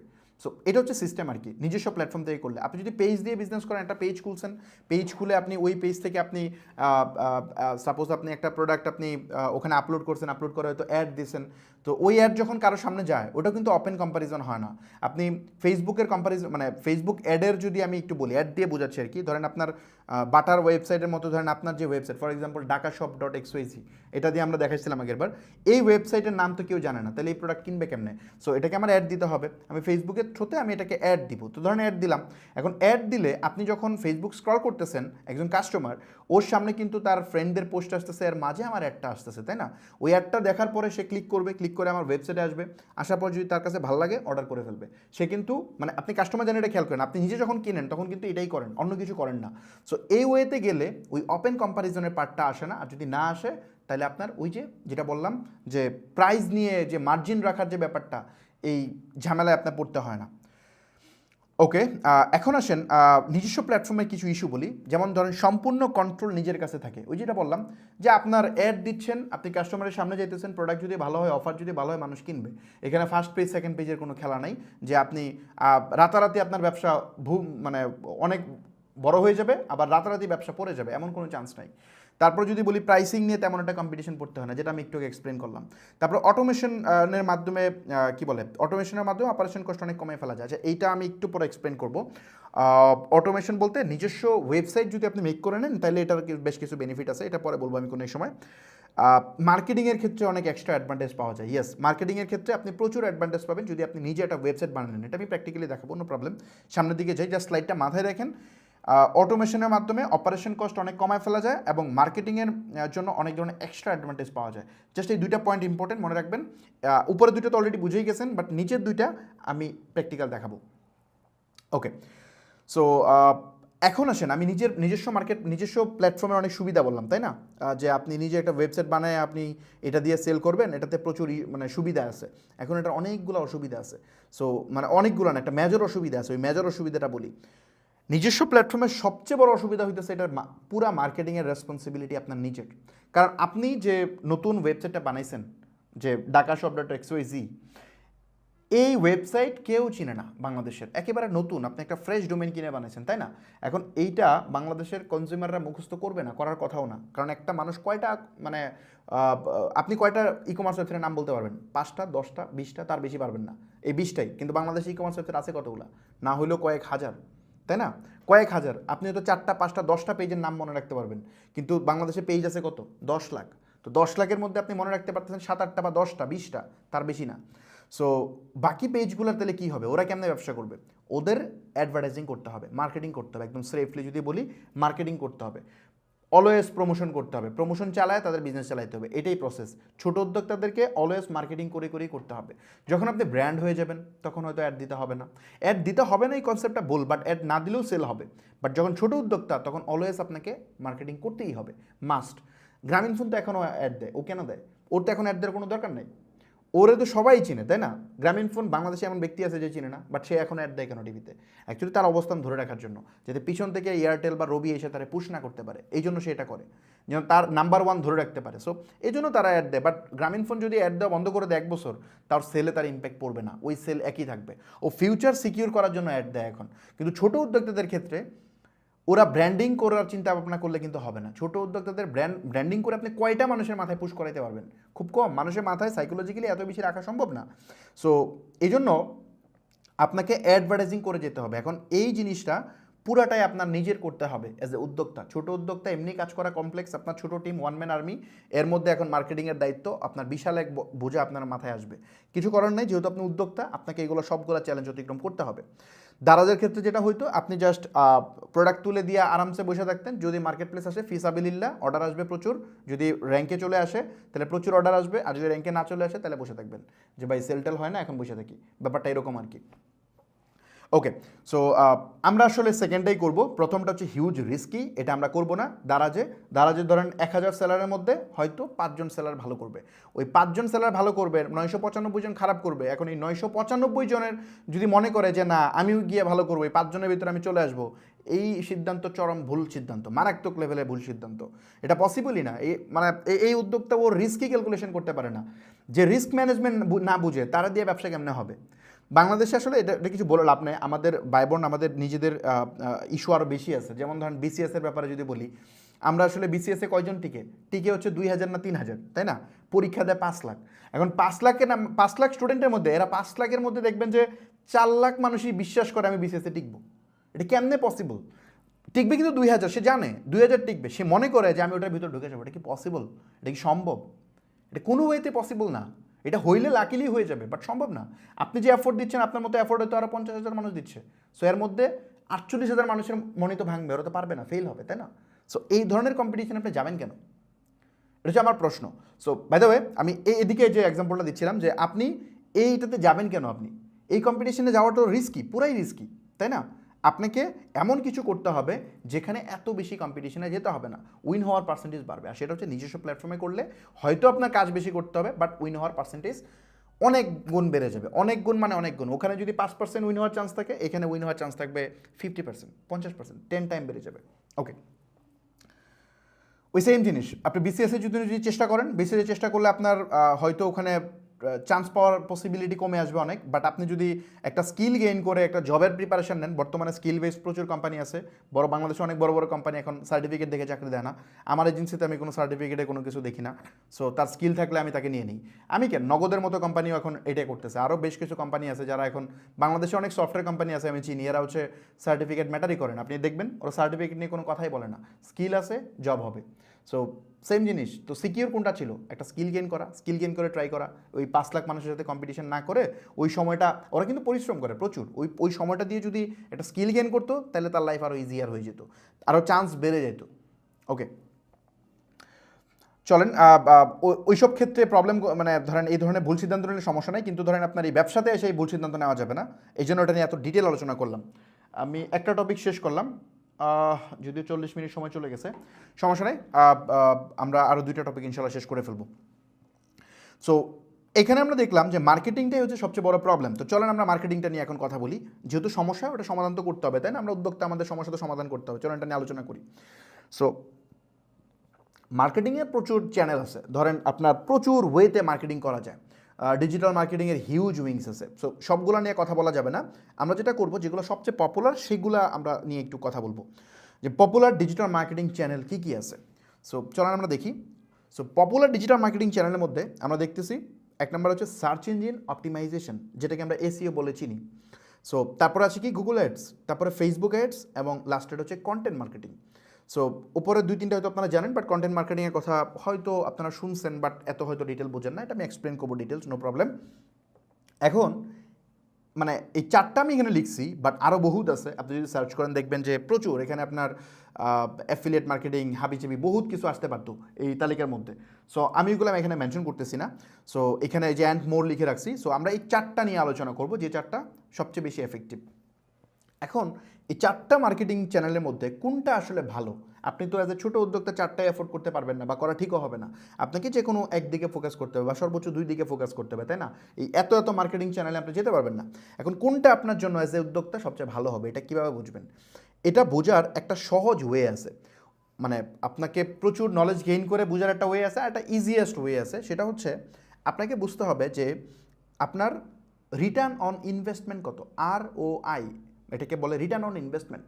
একটা মার্কেটিং চ্যানেল মানে কোনটা আপনার জন্য সবচেয়ে বেস্ট হবে, এটা ডিপেন্ড করে অনেকাংশে এটা রিটার্ন অন ইনভেস্টমেন্টটা কেমন, মানে আপনি কত টাকার মার্কেটিং করলে কত টাকার পণ্য সেল হবে, সহজ কথা। এইটা দিয়ে ডিপেন্ড করে, এই এই এই মেট্রিক্সটা দিয়ে ভ্যারি করে যে কোন মার্কেটিং চ্যানেলটা আপনার জন্য সুইটেবল হবে। চলেন আমরা দেখি। ফার্স্ট অফ অল আমরা দেখি সার্চ ইঞ্জিন অপটিমাইজেশন। এখন সার্চ ইঞ্জিন অপটিমাইজেশনটা আমি একটু এক্সপ্লেইন করি এটা কী আসলে। সো সার্চ ইঞ্জিন অপটিমাইজেশনটা হইতেছে, ধরেন আপনি আমরা যখন কোনো একটা ভালো প্রোডাক্ট কিনতে চাই, একটু দামি প্রোডাক্ট কিনতে চাই, তখন কিন্তু সবার আগে যে আমরা গুগলে গিয়ে কিছু একটা সার্চ করি, তাই না? সার্চ করে তারপরে আমরা একটু অ্যানালাইসিস করি, হয়তো ভালো লাগলে ওখানে অর্ডার করে ফেলি, এটা হচ্ছে প্রসেস। সো যেমন আমি দেখি আগে মানুষ গুগল বেশি এটা করতো না, বাংলাদেশে এখন গুগলের ইউজ অনেক বেড়ে যাচ্ছে। আমি জাস্ট একটা মিনিট, ফর এক্সাম্পল আমি জাস্ট এখানে google.com-এ যাচ্ছি, ধরেন এই google.com আমি গেলাম, যাওয়ার পরে আমি ধরেন একটা প্রোডাক্ট কিনবো, কী কিনতে পারি, হইতে পারে ল্যাপটপ, হইতে পারে যেমন HP ল্যাপটপ কিনতে পারি আমি, HP laptop price in Bangladesh, এটা লিখে আমি সার্চ করলাম। সার্চ করার পর দেখেন আমার বলতেছে প্রায় কত 80 লাখ রেজাল্ট আছে এখানে টোটাল। এখানে দেখেন প্রচুর রেজাল্ট, ওই যে সার্চ ইঞ্জিনের ইস্যু বলছিলাম না, ওই সেম ইস্যু। আপনি স্ক্রল করতে থাকবেন সারাদিন, আপনার আসতেই থাকবে, সামনে আসতেই থাকবে, ইনফিনিট স্ক্রল হইতেই থাকবে, হইতেই থাকবে, হইতেই থাকবে, এর কোনো শেষ নেই। সো এটা হচ্ছে বেসিক্যালি আপনার মানে যদি গুগলে কিছু সার্চ করেন প্রচুর রেজাল্ট আসবে। এখন আপনার মতো অনেক কোম্পানি চেষ্টা করতেছে যে তাদের প্রোডাক্টগুলো যেন এখানে সামনে আসে। আচ্ছা আমি একটু জার্নিটা বুঝাই। সো আমি সার্চ করলাম, সার্চ করে ধরেন আমি এই ওয়েবসাইটটা ওপেন করলাম, ওপেন করে আমি এই প্রোডাক্টগুলো এখান থেকে দেখলাম, দেখে আমি এই প্রোডাক্টটা পারচেস করে ফেললাম। সো এই যে মার্কেটিংটা হইলো, এটাকে বলে সার্চ ইঞ্জিন অপটিমাইজেশন। মানে ওই স্টারটেক এসইওর মাধ্যমে তার ওয়েবসাইটটাকে স্পেসিফিক কিওয়ার্ডে গুগলে টপে নিয়ে আসছে। এখন একজন গ্রাহক যখন এসপি ল্যাপটপ লিখে সার্চ করতেছে তখন স্টারটেকের ওয়েবসাইটটা এখানে আসতেছে, এই যে স্টারটেকের ওয়েবসাইটে প্রথমে আসতেছে। সো মানুষ স্টারটেকের ওয়েবসাইটে যাচ্ছে এবং পণ্যটা দেখে কিনে ফেলতেছে। সো এটা হচ্ছে এসইও, সার্চ ইঞ্জিন অপটিমাইজেশন। এটার জন্য কোনো টাকা পয়সা দেওয়া লাগে না। আপনি বিভিন্ন টেকনিক অ্যাপ্লাই করে, বিভিন্ন স্ট্র্যাটেজি অ্যাপ্লাই করে, আপনি অনেক কোয়ালিটি ইমপ্রুভ করে আপনি গুগলের টপে আসার চেষ্টা করবেন। এখন আপনার সাথে কিন্তু সেম ওয়ে, এখানে কিন্তু হাজার হাজার ব্র্যান্ড আছে যারা চেষ্টা করতেছে সেম কিওয়ার্ডে টপে আসতে। এখন সবাই কি টপে? না। যারা অডিয়েন্স তারা হচ্ছে 3-4টা ওয়েবসাইটের মধ্যে দেখা যাবে সে তার মানে সলিউশন পেয়ে যাবে। বাকি যারা আছে ওদেরটা কেউ যাবে না। যেমন এই 5-6 নাম্বারে এগুলো হয়তো কেউ ক্লিক করে দেখবেই না, মানুষ এই উপরেরগুলো দেখবে, তাই না? ওই যে সেম স্ট্র্যাটেজি আমি একটু আগে যেটা এক্সপ্লেন করলাম। সো এই এসিওতেও আপনার খুব কমপ্লেক্স, যে আপনার টপে না আসতে পারলে আপনার সেল হবে না।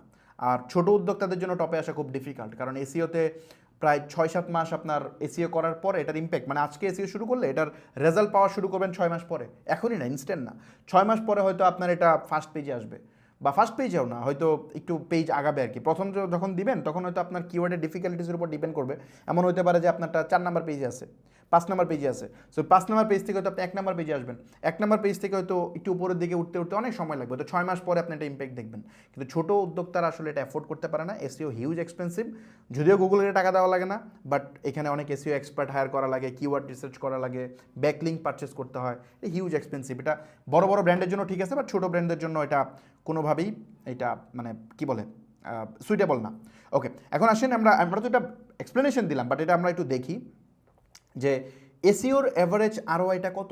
এসইওর অ্যাভারেজ আরওআই এখানে আপনারা দেখতে পাচ্ছেন। এসইওর অ্যাভারেজ আরওআই বলতেছে যে 5:1, খেয়াল করছেন?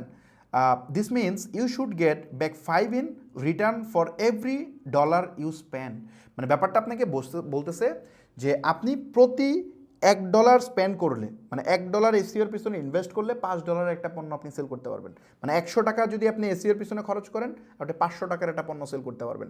এর মধ্যে হচ্ছে প্রোডাক্টের কস্ট থাকবে হয়তো 400 টাকা, 300 টাকা, 100 টাকা এসইও কস্ট, 100 টাকা আপনার লাভ। ব্যাপারটা এমন হইতে পারে, কিন্তু এসইও বললাম যে অনেক পরে রেজাল্ট আসে, যার কারণে এটা ডিফিকাল্ট হয়ে যায়।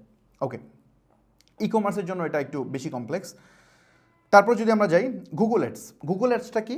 গুগল অ্যাডসটা হচ্ছে আমরা ওই যে এই যে একটু আগে আমরা যে দেখলাম, জাস্ট একটা মিনিট, একটু আগে যে আমরা এখানে সার্চ করলাম, সার্চ করার পরে এখানে আমরা অ্যাড, এই যে অনেক সময় দেখবেন আপনি সার্চ করার পরে এখানে উপরে 2-3টা অ্যাড পাবেন, এগুলো কিন্তু অর্গানিক রেজাল্ট, তাই না? এগুলো অ্যাড না, বাট অনেক সময় এখানে অ্যাড পাওয়া যায়। যেমন ধরেন আমি যদি এখানে সার্চ করি হোস্টিং প্রাইস ইন বাংলাদেশ, এটা লিখে সার্চ করলে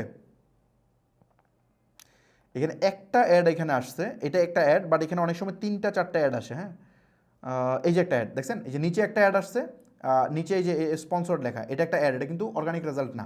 আর উপরে একটা অ্যাড আসছে, অনেক সময় এখানে 3টা অ্যাড আসে, ডিপেন্ড করে ওই সময় আপনি কোন ব্রাউজার থেকে ইউজ করতেছেন বা এগুলো ডিপেন্ড করে, বাট আর কোন কিওয়ার্ডে মানুষ অ্যাড দিচ্ছে সেটার উপর ডিপেন্ড করে। সো এখানে যে অ্যাডগুলো আসে, ওই অ্যাডগুলো এগুলো কিন্তু আপনার এসইও করে সামনে আনতে হবে না। আপনি এখন অ্যাড দিলে এখনই আপনার টপে চলে আসবে।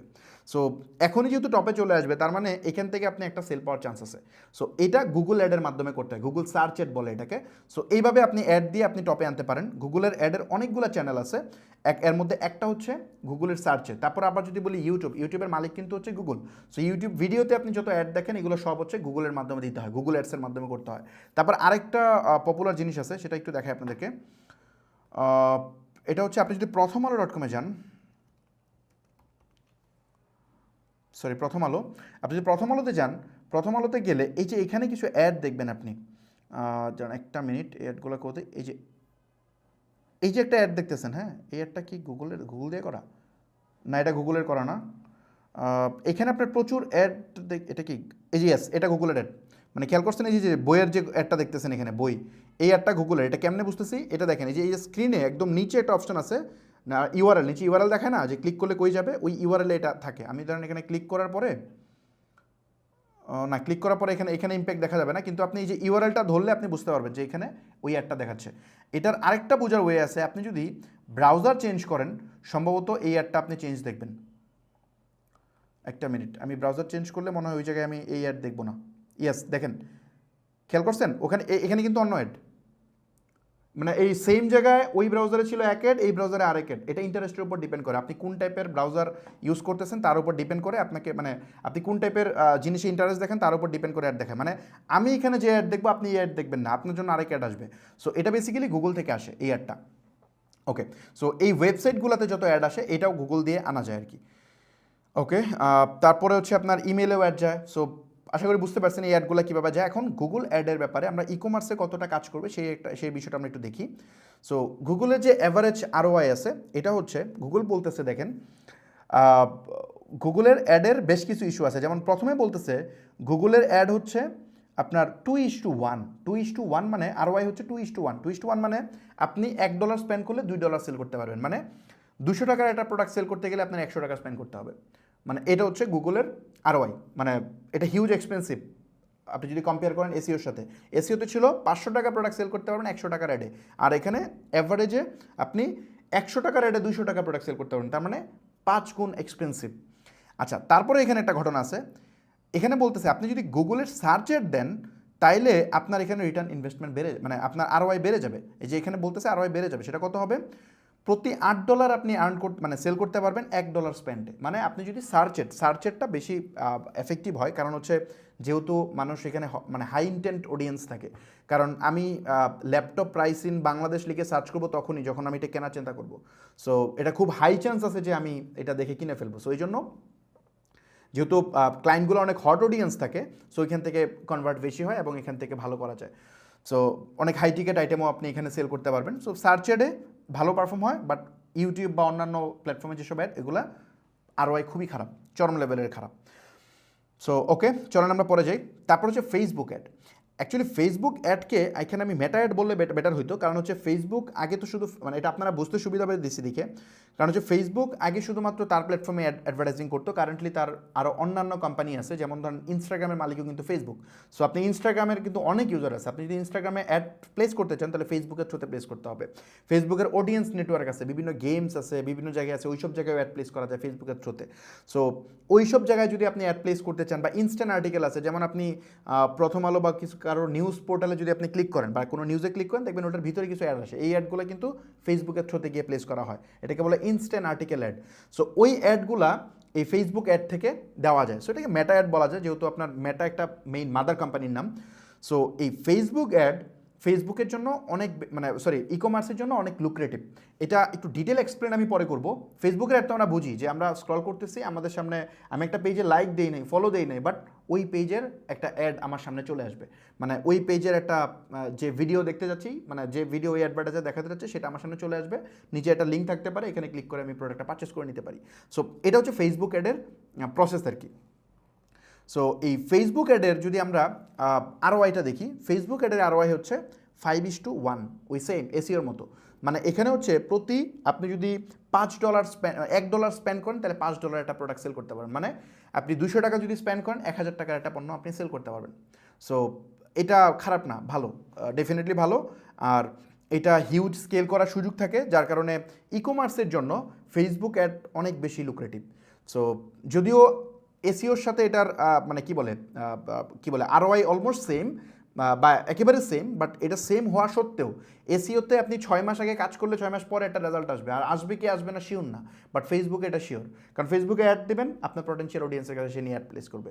আপনি একটা, ফর এক্সাম্পল, আপনি কী সেল করতে চান, আপনি একটা কসমেটিক আইটেম সেল করতে চান, আপনি ফেসবুকে বলে দিবেন যে ফেসবুক তুমি মেয়েদের কাছে অ্যাড দেখাবা এবং যারা ঢাকায় থাকে তাদের কাছে অ্যাড প্লেস করবা, যাদের বয়স 25 থেকে 40 বছর তাদের সামনে অ্যাড দেখাবা, ফেসবুক সেটা করবে। সো একদম ডেমোগ্রাফি ধরে ধরে আপনি অ্যাড প্লেস করতে পারবেন। ইভেন লোকেশন ওয়াইজ আপনি অ্যাড রান করতে পারবেন, শুধু মিরপুরে অ্যাড দেখাতে পারবেন, শুধু গুলশানে অ্যাড দেখাতে পারবেন। আপনি হাই টিকেট আইটেম সেল করতে গেলে শুধু গুলশান, বনানী এইসব এরিয়াতে আপনি অ্যাড দিলে বেশি সেল করতে পারবেন, সেটাও পারবেন, নো প্রবলেম।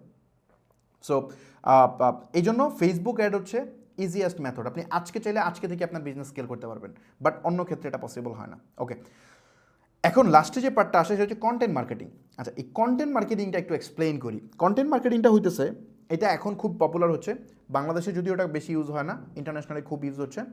কন্টেন্ট মার্কেটিং হচ্ছে খুব সিম্পল, যে আপনি আপনার যে পটেনশিয়াল মানে কাস্টমার গ্রুপ, আপনি কি বোঝার চেষ্টা করবেন কারা আপনার কাস্টমার। ওই কাস্টমার কাছে আপনি যে সার্ভিস সেল করতে যাচ্ছেন, আপনি একটা হচ্ছে ডাইরেক্ট অ্যাড দিয়ে সেল করতে পারেন, আরেকটা হচ্ছে ডাইরেক্ট অ্যাড দিয়ে সেল না করে, মানে ধরেন ফর এক্সাম্পল আমি বলি, লেটসে আমি কি উদাহরণ দিতে পারি, এটা অনেক টাইপের ইস্যু হতে পারে। ধরেন একটা ইলেকট্রনিক ডিভাইস বা কোনো কিছু একটা এক্সপেন্সিভ আইটেম আমি কিছু একটা সেল করতে যাচ্ছি, মানে দামি একটা আইটেম, সাপোজ 40-50 হাজার টাকার একটা আইটেম আমি কারো কাছে সেল করতে যাচ্ছি। সো ওই প্রোডাক্টটা ডাইরেক্ট যদি আমি অ্যাড দিই, ওর সামনে যায়, ওই ব্র্যান্ডকে চিনে না, জানেও না, ওর কোয়ালিটি কেমন, কাস্টমার সাপোর্ট কেমন, ওকে আদৌ এই প্রোডাক্টটা কি ভালো কিনা এটা কিচ্ছু জানে না, সো ওটা দেখে কিন্তু না কেনার চান্স অনেক হাই। বাট যদি এটা ব্যাপারটা এরকম হয় যে একটা কন্টেন্ট স্ট্র্যাটেজির মাধ্যমে সে যায়, যেমন ধরেন আমি একটা ফর এক্সাম্পল একটা উদাহরণ দিই, মানে কন্টেন্ট মার্কেটিংটা বেসিক্যালি হইতেছে আপনি আপনার কাস্টমার বেসকে টার্গেট করে বিভিন্ন কন্টেন্ট প্রডিউস করবেন। সেটা বিভিন্ন টাইপের কন্টেন্ট হইতে পারে ভিডিও, হইতে পারে আপনার ব্লগ, হইতে পারে আপনার কি বলে বিভিন্ন পোস্ট হইতে পারে, বিভিন্ন কি বলে এই টাইপের আপনি বিভিন্ন টাইপের কোর্স হইতে পারে, পিডিএফ হইতে পারে। সো এরকম আপনি কিছু আপনি ডেভেলপ করবেন, কন্টেন্ট ডেভেলপ করবেন, ডেভেলপ করে আপনি আপনার পটেনশিয়াল কাস্টমার গ্রুপকে আপনি এটা ওদেরকে আপনি এটা থ্রো করবেন, মানে ভ্যালু ডেলিভার করবেন। ওই কন্টেন্টটা যেন খুবই লুক্রেটিভ হয়। ওই কন্টেন্ট যত বেশি ভালো হবে তত বেশি হাই চান্স আছে ওই কাস্টমার আপনার লয়াল হবে, এবং লয়াল হইলে ওর কাছে আপনি মানে আপনি অনেক এক্সপেন্সিভ গুড সেল করতে পারবেন, এবং এটা খুব ইজিলি সেল করতে পারবেন। হয়তো আরেকজন সারাদিন অ্যাড দিয়েও সেল করতে পারবেন না, বাট আপনি ইজিলি সেল করে ফেলতে পারবেন। ডিপেন্ড করে আপনার ওই কন্টেন্টটা কত বেটার হইতেছে। যেমন আমি যদি উদাহরণ দিই, যেমন ধরেন আমি কিন্তু ওয়ান কাইন্ড অফ আপনাদের সাথে কন্টেন্ট মার্কেটিং করতেছি। মানে আমি এটা প্রথম ক্লাসে বলছি যে কন্টেন্ট মার্কেটিং মিনস হচ্ছে আমার পটেনশিয়াল অডিয়েন্স গ্রুপ কারা, আমার পটেনশিয়াল অডিয়েন্স গ্রুপ যারা বাংলাদেশে আমি যে ব্যবসাগুলো করব। যেমন আমি আপনাদেরকে মেনশন বলছি অলরেডি যে আমি ব্যবসা করবো ফিউচারে হচ্ছে আমার একটা ডিজিটাল মার্কেটিং এজেন্সি আছে যেটা স্টেপ আপ। সো স্টেপ আপের সার্ভিস কি, স্টেপ আপের কাজ হচ্ছে যারা ই কমার্স ব্যবসা করে তাদেরকে ডিজিটাল মার্কেটিংয়ে হেল্প করা, তাই না? সো যারা ডিজিটাল মার্কেটিংয়ে, মানে আমার মতো তো অনেক এজেন্সি আছে, 4-5 হাজার এজেন্সি আছে, তো তারা হয়তো ওইভাবে বলতেছে ভাই আসেন আপনার সেল বাড়ায় দিব, এটা করেন সেটা করেন, অনেক কিছু বলতেছে, প্রচুর কথা বলতেছে। সো এটা বলে প্রচুর অ্যাপ্রোচ, তারা অ্যাড দিচ্ছে, এটা করতে সেটা করতেছে, বাট আপনারা কয়জনকে বিশ্বাস করতেছেন, বিলিভ কয়জনকে করতে পারতেছেন? এটা হিউজ ডিফিকাল্ট কিন্তু, যে সে কি আদৌ পারবে, সে যা বলতেছে কি এটা কি সত্যি সত্যি পসিবল, ওর মানে এখন যা কমিটমেন্ট করতেছে এটা কি রাখতে পারবে? সেটা নিয়ে কিন্তু হিউজ কনফিউশন আপনি থাকবেন, কারণ একটা কোম্পানিকে মাত্র চিনেন, ওকে ওর কাছ থেকে আপনি 30,000 টাকা দিয়ে একটা ওয়েবসাইট বানিয়ে নেবেন, এটা ডিসিশন মেক করতে কষ্ট হবে। বাট যদি ব্যাপারটা এমন হয় যে, যেমন ধরেন আমি কি করলাম, আপনারা যারা ডিজিটাল মার্কেটিং করতেছেন বা সরি আপনারা যারা ই কমার্স বিজনেস করার চিন্তা করতেন, তাদেরকে টার্গেট করে আমি দেখছি যে আপনাদের প্রবলেম কি, আপনারা হচ্ছে ব্যবসা করতে গিয়ে এই জিনিসগুলো বুঝেন না। সো আমি ভাবলাম যে ওকে ঠিক আছে, আমি একটা ভ্যালুয়েবল জিনিস আপনাদেরকে ফ্রি দিয়ে দিই। কি ফ্রি দিচ্ছি দেখেন, এই যে ট্রেনিংটা করতেছেন এটা কিন্তু পুরোটাই ফ্রি, তাই না? মানে ব্যাপারটা এরকম যে আমি উল্টা টাকা খরচ করে আপনাদেরকে শিখিয়ে দিচ্ছি ফ্রি, অ্যাড দিচ্ছি, অ্যাড দেওয়ার পরে আপনি আমার এখানে আসছেন, আমাকে তো চিনতেন না, অ্যাড দিয়ে আপনাকে আমি এখানে আনছি, আনার পরে আমি এখন আমার কোয়ালিটি, আমার স্কিল, আমার কোম্পানি এগুলো শোকেস করতেছি।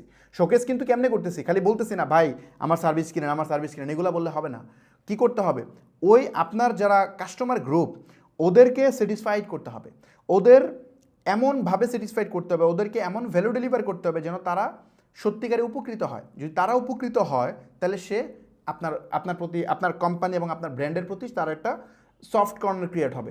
আর এই সফট কর্নার যদি ক্রিয়েট হয়, তখন ধরেন তার সামনে অপশন আছে যে আমি একটা ওয়েবসাইট বানাবো, সেই ওয়েবসাইট অন্য 100 জনের অ্যাড দেখলে ওখান থেকে বানাবে না, ওর ওয়েবসাইট আপনার থেকেই বানাবে, মানে আমার থেকেই বানাবে। অলরেডি আমরা প্রচুর লিড পাই যাদের আমরা কাজ নিতেই পারি না। So this is content marketing.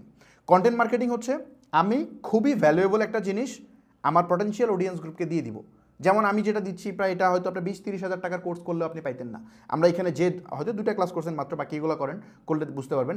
আমরা ইনডেপথ যা দেখাই এরকম কোর্স আপনি, মানে একে তো ফ্রিতে পসিবলই না, পেইডেও পসিবল হয় না, পেইডেও আমি দেখি নাই কোনো কোর্সে এরকম দেখাইছে কিনা। আর এটা আমি খুব কনফিডেন্টলি এখন বলতে পারতেছি, এর কারণ হচ্ছে আমাদের যেটা বিজনেস ওয়ার্কশপ প্রোগ্রাম আছে ওখানে যারা আছে ওদের ম্যাক্সিমাম মানুষ, মানে প্রায় 80% মানুষ, আমি তো ওদের সাথে 1-to-1 কথা বলি, তাই না?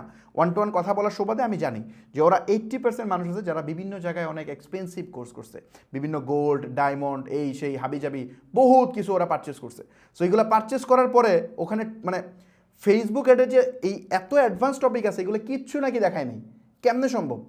40,000 টাকার একটা কোর্সে 2024 সালে এসে আপনি যদি মনে করেন যে ফেসবুকের পিক্সেল কেমনে সেট আপ করতে হয় এটা না শেখায়, কেমনে পসিবল?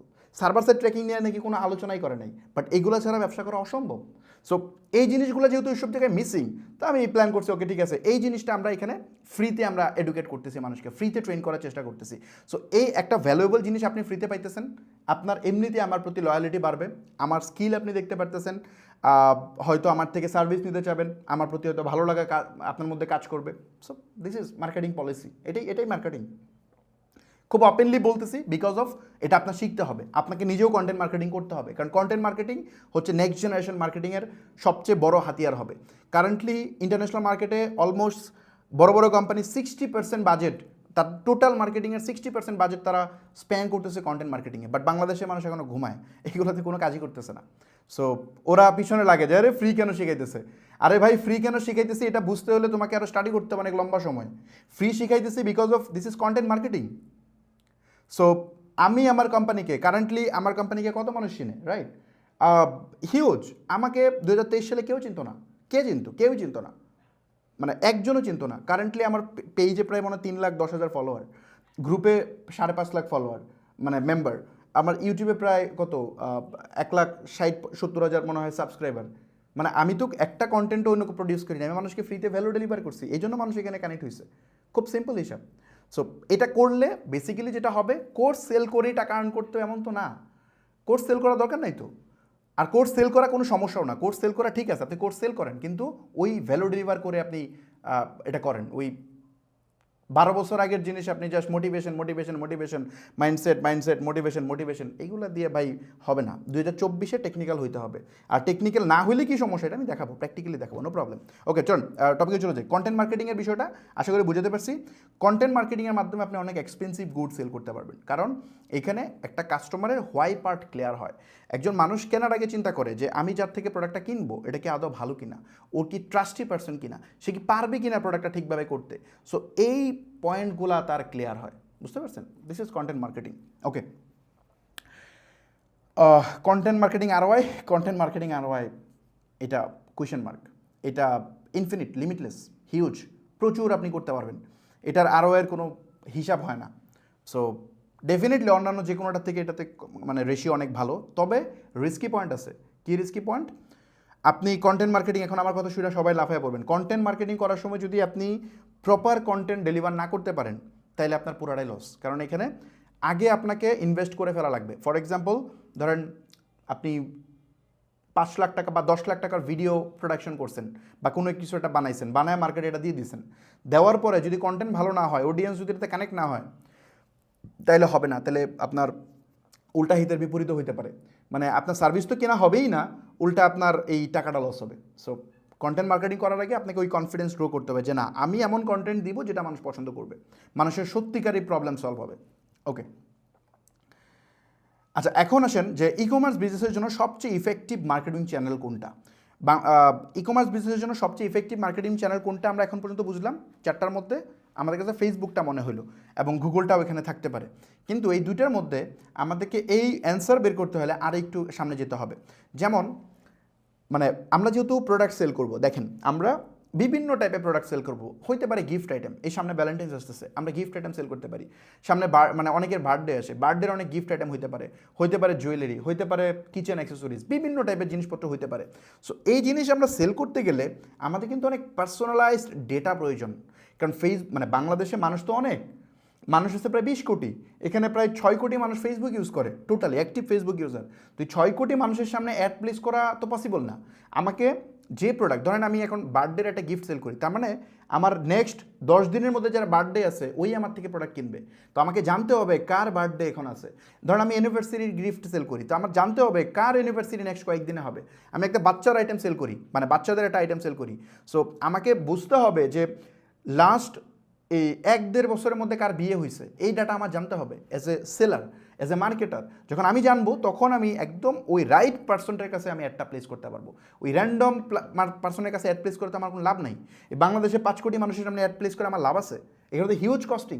আমাকে প্লেস করতে হবে যার বিয়ে হয়েছে লাস্টে 1 বছরের মধ্যে, তাইলে আমি বুঝতে পারবো যে ওর হয়তো মানে 1-2 বছরের মধ্যে হয়তো, তাহলে বুঝবো যে তার ছেলে আছে, মানে হয়তো তার বেবি আছে, নাহলে হবে 2 থেকে 1টা। সো আমি ওদেরকে সেল করতে পারবো। কারণ প্রেগনেন্সির পরবর্তী যে প্রোডাক্ট আছে, ধরেন আপনি ওদেরকে টার্গেট করে কিছু প্রোডাক্ট সেল করতে চান, সো কেমনে সেল করবেন? এটা সেল করতে হলে আপনাকে ওই ডাটা জানতে হবে, পার্সোনালাইজড ডেটা জানতে হবে। সো আমরা অ্যাজ এ মার্কেটার আমরা কীভাবে বুঝবো কোনটা আমাদের জন্য রাইট, এটা বোঝার আগে আমাদের যে জিনিসটা লাগবে হচ্ছে অডিয়েন্সের পার্সোনালাইজ ডেটা কার কাছে বেশি আছে, এটা আমাদের আগে মেকশিওর হতে হবে। ডেফিনেটলি জায়েন্ট হচ্ছে গুগল আর মেটা, এই দুইটাই, ফেসবুক আর গুগল দুইটাই হচ্ছে সবচেয়ে জায়েন্ট। সো এই দুইটা টেক কোম্পানির মধ্যে কার কাছে বেশি আছে। সো আমি বাই দ্য ওয়ে এখানে আমি যে আলোচনা করছি এখানে কিন্তু সব ছিল গুগল আর ফেসবুকের প্রোডাক্ট, খেয়াল করছেন? এই যে যেমন এসইও এটা তো গুগলের, গুগল অ্যাডস গুগলের, ফেসবুক এটা হচ্ছে ফেসবুকের, কন্টেন্ট মার্কেটিং তো বাইরের জিনিস। ওকে, সো তো পার্সোনালাইজ ডেটা কার কাছে বেশি আছে? এখন গুগলের কাছে পার্সোনালাইজ ডেটা কতটুকু আছে আপনার কাছে কি মনে হয়? পার্সোনালাইজ ডেটা গুগলের কাছে বেশি না ফেসবুকের কাছে বেশি? সো অনেকেই বলবে গুগলের কাছে, অনেকেই বলবে ফেসবুকের কাছে, বাট না, এটা রাইট অ্যান্সার জানতে হবে। গুগল আমাদের ডেটা কীভাবে কালেক্ট করে এটা আমাদের জানতে হবে। প্রথমত গুগল ডেটা কালেক্ট করে হচ্ছে আমরা যে ব্রাউজার ইউজ করি না গুগল ক্রোম, এই ব্রাউজারের মাধ্যমে। এটা প্রায় 5 বিলিয়ন মানুষ ডাউনলোড করছে এখন পর্যন্ত, হয়তো 2-3 বিলিয়ন মানুষ ডেইলি ইউজ করে গুগল ক্রোম। সো এই গুগল ক্রোম দিয়ে কিন্তু তারা কোনো টাকা ইনকাম করে না, ব্যাপারটা খেয়াল করছেন? ওদের কোনো টাকা ইনকাম করে না, ওরা কোনো চার্জও নেন, এটা ফ্রি সফটওয়্যার। এটা তারা কেন মার্কেটে দিয়ে রাখছে? বেসিক্যালি এটা দিছে ডেটা কালেক্ট করার জন্য, ওই পার্সোনালাইজ ডেটা কালেক্ট করার জন্য। পরবর্তীতে এই ডাটাটা তারা অ্যাডভার্টাইজারকে দেয়। যেমন আপনি ওই যে আমি এখন এইচপি ল্যাপটপ লিখে সার্চ করছি না, গুগল খুব সুন্দর করে ধরে নিছে, ওই ব্রাউজারে আমার ইমেল লগ ইন করা ছিল, গুগল ধরে নিচ্ছে যে আমি ল্যাপটপ কেনার জন্য ট্রাই করতেছি। সো এখন যে ল্যাপটপ বেচতে চায় তার সামনে আমার অ্যাড প্লেস করাবে, মানে ওর অ্যাড আমার সামনে এনে প্লেস করাবে। সো বিষয়টা হচ্ছে এরকম আর কি। সো এই পার্সোনালাইজ ডেটা কার কাছে কতটা আছে, এটা হচ্ছে আপনার গুগল কেমনে ডাটা নেয়, ওই যে ব্রাউজার থেকে। এখন ব্রাউজারে ডাটা কী থাকে? ব্রাউজারে শুধুমাত্র আমার ইমেলটা থাকে, লগ ইন করে রাখি আমরা, তারপর আমরা সার্চ করি, ব্রাউজারে কুকি হিস্ট্রি থেকে সে বেছে নেয় যে আমি আসলে কী নিয়ে সার্চ করতেছি, এগুলো সে জমা করতে থাকে তার বোল্টের মধ্যে। আচ্ছা, আরেকটা ওয়ে কী আছে, ইউটিউবে আমি কী টাইপের ভিডিও দেখি সেটা দেখে সে ডাটা কালেক্ট করে।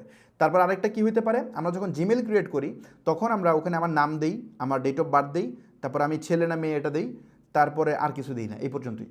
তো ফেসবুক গুগলের কাছে এই পর্যন্তই পার্সোনালাইজ ডেটা, আর বেশি নাই। আমি কি বিয়ে করছি, আমি ম্যারিড না আনম্যারিড, এই ডাটা কিন্তু ফেসবুক জানে না, মানে সরি গুগল জানে না। বা আমি আজকে কোন রেস্টুরেন্টে বসে খাইছি, এটা গুগল জানে কিছুটা, মানে এখন কিছুটা জানে, এটা ম্যাপের মাধ্যমে এখন জানতে পারে, লোকেশন ট্র্যাকিংয়ের মাধ্যমে জানতে পারে। বাট তারপরেও আমরা কিন্তু নিজেরা অনেক কিছু পোস্ট করি না, হয়তো গুগল ওইভাবে ট্র্যাক করে নেয়। বাট পার্সোনালি ধরেন আমি একজনের সাথে কথা বলতেছি একটা টপিক নিয়ে, চ্যাট করতেছি, এই সব তথ্য কিন্তু গুগলের কাছে নাই, কিন্তু ফেসবুকের কাছে সব আছে। আপনি যা না জানেন তাও আছে। কারণ কেমনে? ফেসবুক যখন প্রোফাইল ক্রিয়েট করছেন, আপনার কোন স্কুলে পড়েন, আপনি থাকেন কোথায়, আগে বাড়ি কোথায় ছিল, এখন কোথায়, এটা ফেসবুক সব জানে। ইভেন আপনি যে চেক ইন দিতেছেন, কই যাইতেছেন, এটা জানে। তারপরে হইতেছে কোন রেস্টুরেন্টে বসে খাইছেন, ইনস্ট্যান্ট পোস্ট করে দিয়েছেন, এটা ফেসবুক জানে। তারপরে আপনি আপনার ফ্রেন্ডের সাথে কথা বলছেন, কোন কোন টপিক নিয়ে কথা বলছেন, ওই সময় কথা বলার সময় কী কী কিওয়ার্ড ছিল কথার ভিতরে, এগুলো জানে।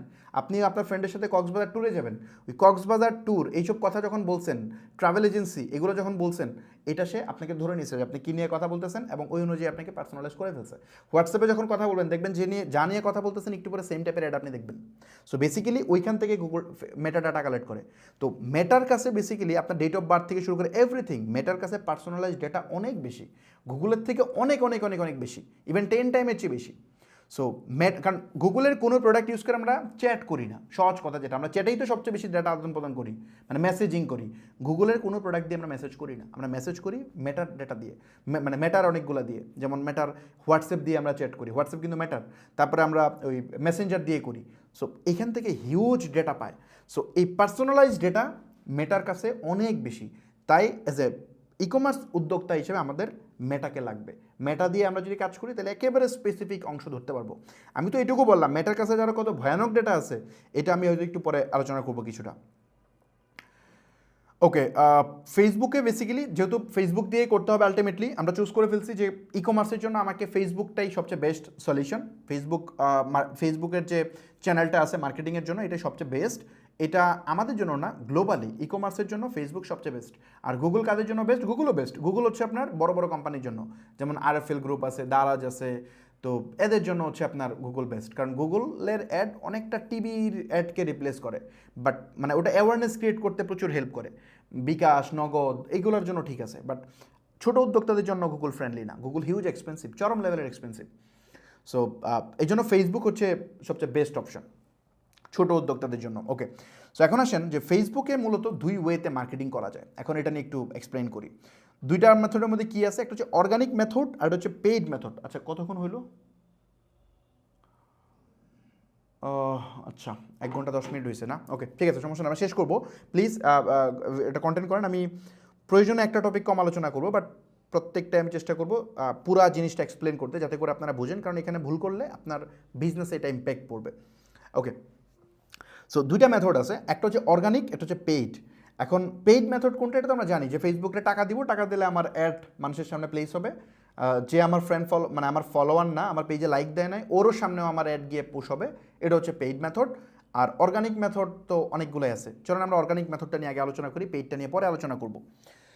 সো এই অর্গানিক মেথডটা নিয়ে যদি আমরা একটু কথা বলি, তাহলে হচ্ছে ফেসবুকে বেসিক্যালি 4টা উপায়ে আপনি মার্কেটিং করতে পারবেন টোটালি। এক নাম্বার হচ্ছে ফেসবুক গ্রুপ, তারপর হচ্ছে ফেসবুক পেজ, তারপরে ফেসবুক লাইভ, তারপর হচ্ছে স্প্যামিং মেথড। স্প্যামিং মেথডটা হচ্ছে আমরা খুব ইউজ করি। সো একটা একটা করে এক্সপ্লেন করি। ফার্স্ট অফ অল হচ্ছে গ্রুপ। ধরেন আপনি একটা প্রোডাক্ট সেল করবেন, কোনো একটা প্রোডাক্ট আপনি সেল করতে চান, আমি শিওর যে আপনারা যারা আমার ভিডিওটা দেখতেছেন তারা এই ফেসবুক গ্রুপ এই 4টার সাথে চরম লেভেলে পরিচিত। 4টা না, হয়তো লাস্টেরটা কম করেন, বাট উপরের 3টার সাথে মারাত্মক পরিচিত আপনারা। এগুলো হয়তো আপনারা ট্রাই করছেন, ইভেন এখনও করতেছেন। ফেসবুক গ্রুপ নিয়ে একটু এক্সপ্লেন করি। ধরেন আপনার একটা প্রোডাক্ট, কী প্রোডাক্ট হতে পারে? আপনার মধু, আপনি মধু সেল করেন, একদম সুন্দরবনে খাঁটি মধু। এখন এই মধু আপনি সেল করেন কীভাবে? ফেসবুকে যে গ্রুপ আছে, বিভিন্ন বাইসেলি গ্রুপ আছে, এসব গ্রুপে আপনি জয়েন হয়েছেন, বা ওমেন অ্যান্ড ই কমার্স অনেক বড় গ্রুপ বাংলাদেশের, তারপরে স্টুডেন্ট ই কমার্স, তারপরে আরও বহুত টাইপের গ্রুপ আছে। ওইসব গ্রুপে আপনি জয়েন করে আপনি ওখানে দেখা যাবে 4-5 লাখ মানুষ আছে, ওখানে কি আপনি পোস্ট করতেছেন যে সুন্দরবনের একেবারে খাঁটি মধু, অনেকগুলো ছবি দিতেছেন, এর মধ্যে সুন্দরবন থেকে যে আপনি ছবি করতেছেন, কি বলে, মধু কালেক্ট করতেছেন, ওইটার ছবি আপনি দিচ্ছেন যে একেবারে খাঁটি মধু, যদি কারো লাগে যোগাযোগ করেন, আমি এই মধু দিতে পারবো। তারপর অনেক লোক এখানে আছে, ওদের সামনে ওটা প্লেস হইতেছে, ওরা দেখতেছে, দেখে কমেন্ট করতেছে যে ভাই মধু নিতে চাই, কত দাম কত, আপনি বলতেছেন চেক ইনবক্স, তারপর ইনবক্সে কথা বলে আপনি অর্ডার প্লেস নিয়ে নিচ্ছেন। মানে এই যে আপনি মার্কেটিংটা করে ফেললেন, আপনি একটা গ্রুপের থ্রুতে আপনার একটা পণ্য সেল করে দিলেন, এটা হচ্ছে ফেসবুক গ্রুপ মার্কেটিং। তো এটা খুবই পপুলার, বাংলাদেশে প্রচুর মানুষ এই যে জিনিসটা করে, এবং এটা দিয়ে প্রচুর বেনিফিটেডও হয়েছে। একটা সময় মানুষ হিউজ সেল করছে প্রচুর এই গ্রুপের মাধ্যমে, বাট কারেন্টলি তারা সেল করতে পারতেছে না, এই মুহূর্তে সেল পারতেছে না, ইভেন সামনে আর পারবেও না। এটা কেন পারবে না এক্সপ্লেন করতেছি। তারপরে ফেসবুক পেজের মাধ্যমে অনেকেই করে, পেজের সেম প্রসেস। ধরেন পেজে অনেক লাইক হয়েছে, সাপোজ আমার পেজ অনেক দিন যাবত কাজ করতেছি, অর্গানিকলি হোক বা পেইড আমি প্রমোশন দিয়ে হোক, আমার পেজে ধরেন 2 লাখ বা 3 লাখ মানুষ আমার পেজে লাইক দিয়েছে বা ফলো করছে। এখন আমি যদি কোনো একটা প্রোডাক্ট, আমি যদি মধুর একটা পোস্ট করি, তাহলে হয়তো অনেক মানুষ দেখবে, 50-60-70 হাজার মানুষের সামনে আমার পোস্টটা যাবে, ওখান থেকে অনেক অর্ডার করবে। সো এটা ফেসবুকে কোনো টাকা দিচ্ছি না, আমার ফলোয়াররা অটোমেটিকলি আমার পোস্ট, যেমন আমি কিছু একটা লিখলে আপনারা এমনিতে পান না, সো এমনিতে তো পান, সো ওখান থেকে দেখে হয়তো কোনো একটা সার্ভিস, মানে কোনো একটা প্রোডাক্ট কিনতেছে। সো এটা হচ্ছে ফেসবুক পেজের মাধ্যমে। তারপরটা যদি বলি Facebook live, Facebook live basically হচ্ছে ওই যে যেটা, এটা মানে আমাদের বাংলাদেশ এবং ইন্ডিয়ায় দুইটা দেশেই আমরা সবচেয়ে বেশি ইউজ করি, আর কোথাও এই ফেসবুক লাইভের মাধ্যমে সেল আমার জানা মতো নাই। আমি তো ইউরোপের অনেক দেশে সেল করি, প্লাস হচ্ছে আমেরিকান মার্কেটে আমি অনেক দিন যাবত কাজ করি, ওখানে মানে বাংলাদেশ মার্কেটের থেকে আমি ওই মার্কেটে বেশি কাজ করি। সো আমি ওখানে কোথাও দেখি না এটা, মানে ফেসবুক লাইভের মাধ্যমে এইভাবে প্রোডাক্ট মানে সেল করা আর কি। সো আমাদের দেশে হয় আর কি, এটা অনেক প্রোডাক্ট নিয়ে বসে একটা একটা করে দেখায় যে এই প্রোডাক্ট এইভাবে সেল করে আর কি। সো এই লাইভের মাধ্যমে প্রচুর মানুষ সেল করছে, অনেক, যা বলার মতো না। ইভেন এখনও মনে হয় কিছু মানুষ সেল করে, বাট এটা 2018, 19, 20, 21-এর দিকে যে পরিমাণ সেল করছে, এখন ওই সেল নাই, এখন লাইভ মানুষ দেখে না। তারপর স্প্যামিং মেথড, স্প্যামিং মেথডটা কি? এটা হচ্ছে যে একটা পোস্ট, একটা অ্যাড যাচ্ছে বা একটা ভাইরাল পোস্ট, ওটা নিচে কমেন্ট করা যে এটা করেন সেটা করেন। নিচে কিছুদিন আমার অ্যাড যাওয়ার সময় দেখছেন যে কমেন্টে কত কিছু বিভিন্ন সার্ভিস প্রোডাক্ট দিতেছে, যে আপনি যদি এটা করতে চান তাহলে এখানে যোগাযোগ করেন, ইনবক্স করেন, হাবিজাবি। সো মানে মানুষের কমেন্টে গিয়ে আপনি হচ্ছে কিছু একটা করতেছেন, সেইভাবে মার্কেটিং করাটাই আমরা স্প্যামিং মেথড বলতেছি। এটা কোনোভাবে ঠিক না, অ্যাকাউন্ট ব্যান হয়ে যাবে। এখন আসেন, প্রথম যে আমি 3টা জিনিস বললাম, এই 3টা ব্যাপারে আমি হচ্ছে আপনাকে একটু এক্সপ্লেইন করব যে এই 3টার মধ্যে পুরোটা হচ্ছে অর্গানিক। এই অর্গানিক জিনিসটা কেন এখন কাজ করে না, বা এটার উপর কেন ব্যবসা, মানে এটার উপর নির্ভর করে কেন বিজনেস করা উচিত না, এটা একটু এক্সপ্লেন করি, খুব মনোযোগ দিয়ে শুনেন। ফার্স্ট অফ অল ব্যাপারটা হইতেছে, আপনি যখন গ্রুপের মাধ্যমে প্রোডাক্ট সেল করে ফেলেন, দেখেন গ্রুপে মানুষ আছে, ধরেন মানুষ আছে প্রায় 15 লাখ, প্রায় 15 লাখ গ্রুপে, ওই গ্রুপে মেম্বার আছে। আপনি যখন কোনো একটা পোস্ট করতেছেন, এখন আপনার কি মনে হয় ওই পোস্টটা কি 15 লাখ মানুষের সামনে যাবে? কখনোই যাবে না। ফেসবুক যদি মানে ওই পোস্টটা যদি 15 লাখ মানুষের সামনে যায়, যাওয়ার পরে যদি আপনি ওখান থেকে ধরেন 1000 মানুষের কাছে প্রোডাক্ট সেল করে বসে যান, সেল করে ফেলেন, 1000 টাকা করে দাম হলে প্রোডাক্টের সেল হয়ে যায় প্রায় 10 লাখ টাকা। সো 10 লাখ টাকার পণ্য আপনি সেল করছেন, ফেসবুক 1 টাকা একটা পয়সাও প্রফিট করতে পারেনি আপনার থেকে। তো ফেসবুক কি এটা চাবে?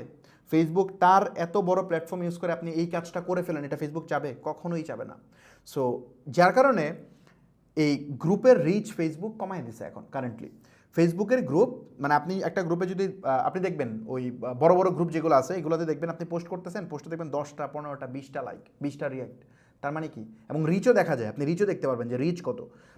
অ্যাডমিন প্যানেলে থাকলে মনে হয় দেখা যায়, অ্যাডমিন প্যানেল রিচ দেখবেন।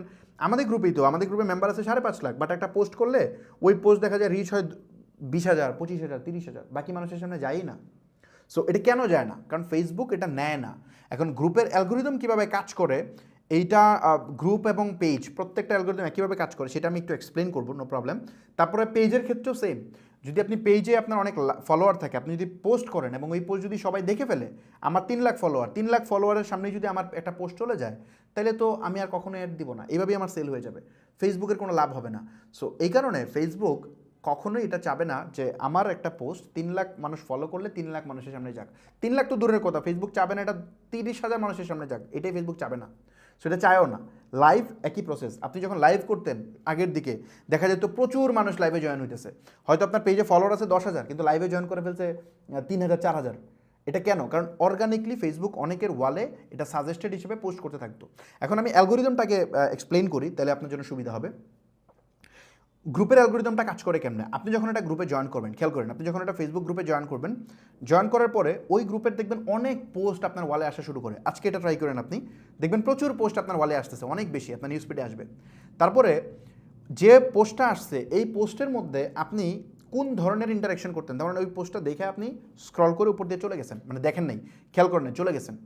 তারপরে এগেইন আবার ফেসবুক আরেকটা আরও যদি কোনো পোস্ট হয় সেটাও আপনার ওয়ালে পোস্ট করবে, ওইটাও আপনি ইগনোর করছেন।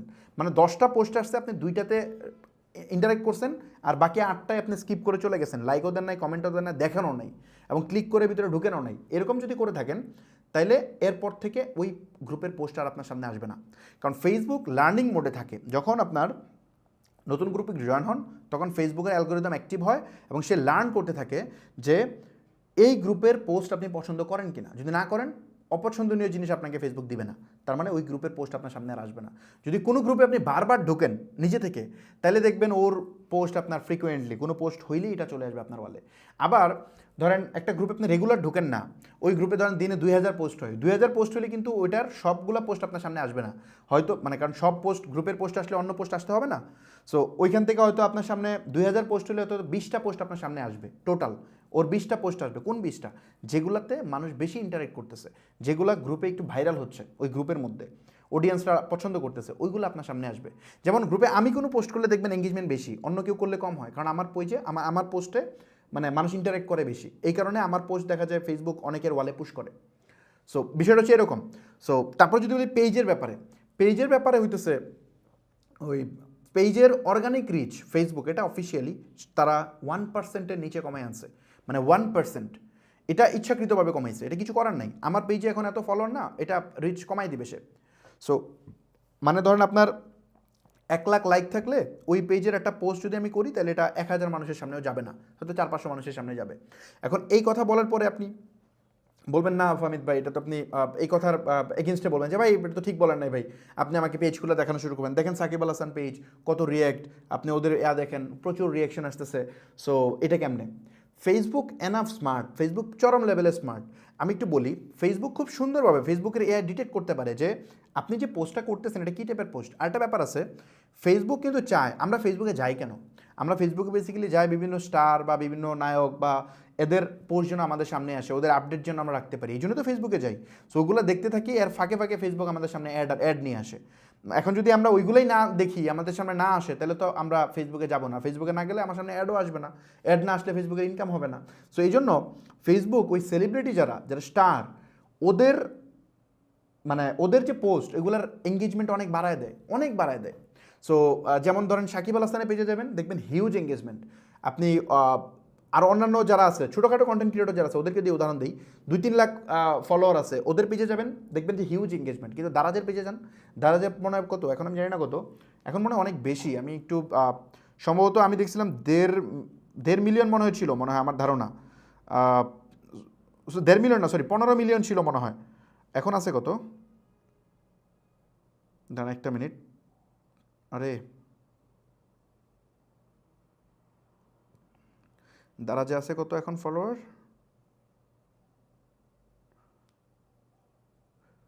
বাই দ্য ওয়ে 15 মিলিয়নের বেশি আছে, মানে প্রায় 1.5 কোটির বেশি ফলোয়ার আছে দারাজের।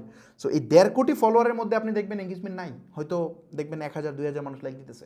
1.5 কোটি মানুষের মধ্যে 1-1.5 মানুষ লাইক দিতেছে, এটা কেমনে পসিবল? অথচ আপনি একটা 2-3 লাখ কন্টেন্ট 2-3 লাখ ফলোয়ার হলো একজন কন্টেন্ট ক্রিয়েটরকে দেখবেন, ওর ফলোয়ার দেখবেন আরও বেশি, ওর এঙ্গেজমেন্ট আরও বেশি। সো বেসিক্যালি ওরা যখনই বোঝে যে আপনি কোনো প্রোডাক্ট বা সার্ভিস সেল করতে যাচ্ছেন, তখনই আপনার রিচ কমাই দেবে, ওই রিচ আর বাড়াবে না, একদম কমাই দেবে। আর যখন আপনি অর্গানিকলি মানে এন্টারটেইন করবেন মানুষকে, তখন আপনার রিচ বাড়াই দিবে।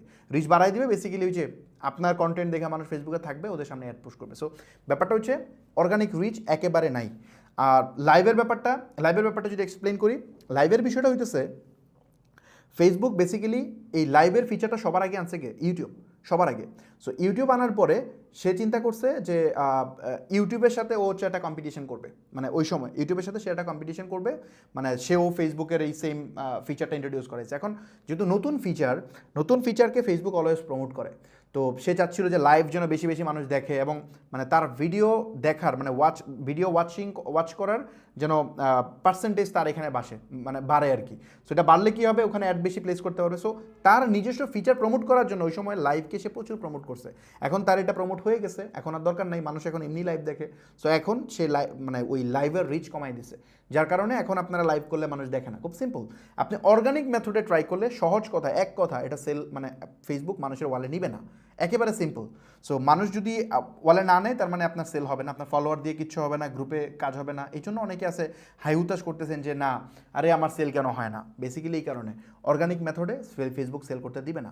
ফেসবুকের কথা হইতেছে ভাই, তুমি সেল করবা 1000 টাকাটার প্রোডাক্ট সেল করবা, আমার তুমি 150 থেকে 200 টাকা আমাকে দিবা, অ্যাডের পিছনে খরচ করবা, তারপরে করবা আমার প্ল্যাটফর্ম ইউজ করে।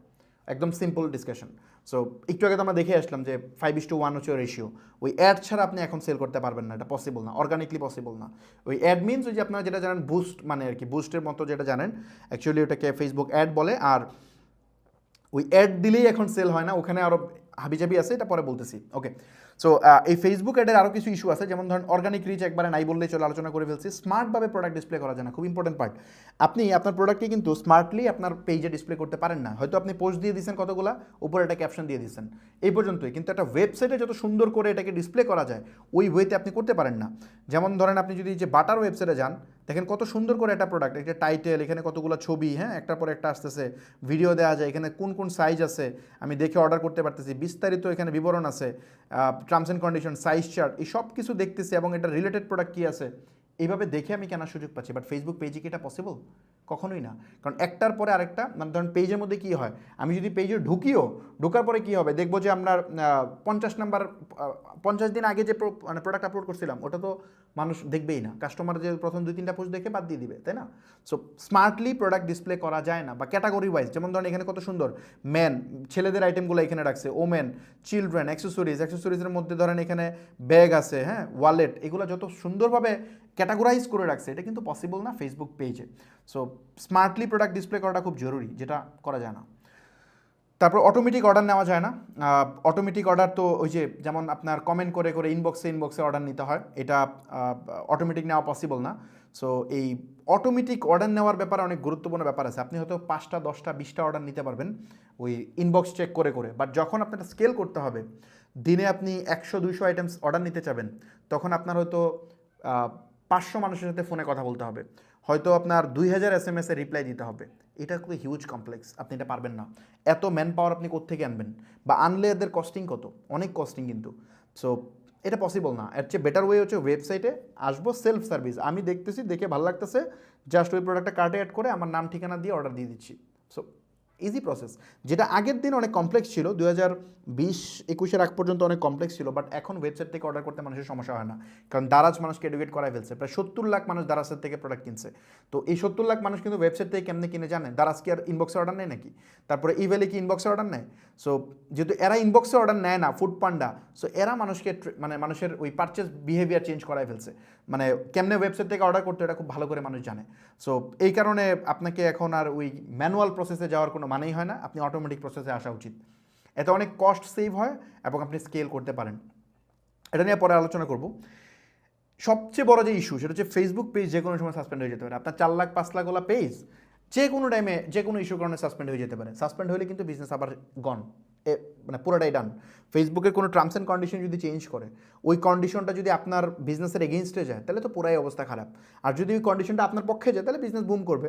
বাট ফেসবুকের চেঞ্জ কখনোই আপনার বিজনেসের পক্ষে যাবে বলে মানে যাওয়ার সম্ভাবনা খুব কম। ওটা ওর স্বার্থ আগে দেখবে। ডেফিনেটলি এত বড় বড় সলিউশন বানাইছে, এত বড় প্ল্যাটফর্ম, তার স্বার্থ তো অবশ্যই দেখবে। যেখানে তার বেনিফিট হবে সে সেগুলো করবে। যেমন ধরেন ওই যে রিচ কমাই দিছে, আপনার ব্যবসায় লালবাতি জ্বালাই দিছে, আর ওর ব্যবসা রমরমাট করে দিছে। সো এরকম ফেসবুক প্রতিনিয়ত করতেছে। সো এখানেও সেম ওই মার্কেট প্লেসের মতো, আপনি ফেসবুক পেজের উপরে যদি নির্ভরশীল থাকেন, এটা প্রবলেম।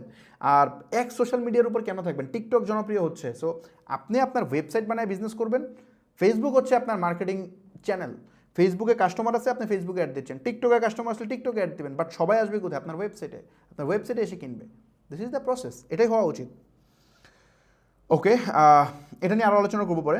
তারপরে যদি একটু যাই পেইড মেথড। এখন পেইড মেথড নিয়ে আমি একটু আলোচনা করি।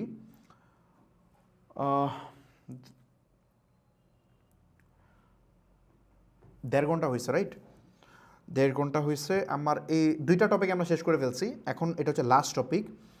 এই টপিকটা খুবই ইম্পর্ট্যান্ট। আমি জানি না আপনারা কতজন এখন দেখতেছেন। এটা খুবই ইম্পর্ট্যান্ট একটা টপিক, এবং এতক্ষণ মানে ওই দিন ক্লাসে যেমন ছিল হচ্ছে আপনার কি বলে, ওই দিন ক্লাসে ছিল, জাস্ট একটা মিনিট, ওই দিন যেমন ছিল হচ্ছে আপনার কি বলে ওই ক্যাশ ফ্লোটা সবচেয়ে বেশি ইম্পর্টেন্ট টপিক ছিল না, এখন এটা অনেক ইম্পর্টেন্ট একটা টপিক। এটা খুব মনোযোগ দিয়ে দেখেন। যদি আনফর্চুনেটলি মানে যেহেতু আমাদের 10টা ক্লাসের মধ্যে শেষ করতে হবে অনেকগুলো পার্ট, তাই আমি এটা এখন স্কিপ করতেছি না। আমার জন্য কষ্ট হয় তখন কথা বলা, তারপর আমি বলতেছি একটু কষ্ট করে দেখেন। বিকজ যদি না বুঝেন কোনো কারণে, মানে মানুষের অ্যাটেনশন অনেক সময় ধরে রাখা যায় না, যদি না বুঝেন তাইলে এটা পরে ইউটিউব থেকে দেখে নিন। আর নিজেকে এটা বলে সান্ত্বনা দেন যে আমি তো দেখতেছি, আর আরেকজন তো কথা বলতেছে অনবরত। 1.5-2 ঘন্টা কথা বলা অনেক কষ্টের কাজ, এটা যারা বলে তারা জানে। সো সমস্যা নেই, আপনি এই বলে আপনার নিজের সান্ত্বনা দিয়ে দেখা শুরু করেন। ওকে, সো পেইড মেথড নিয়ে যদি আমি একটু কথা বলি, এই পেইড মেথডে আমাকে প্রথমেই জানতে হবে ফেসবুকের অ্যাড অ্যাকচুয়ালি কীভাবে কাজ করে, এটা আমাকে ফার্স্টে জানতে হবে।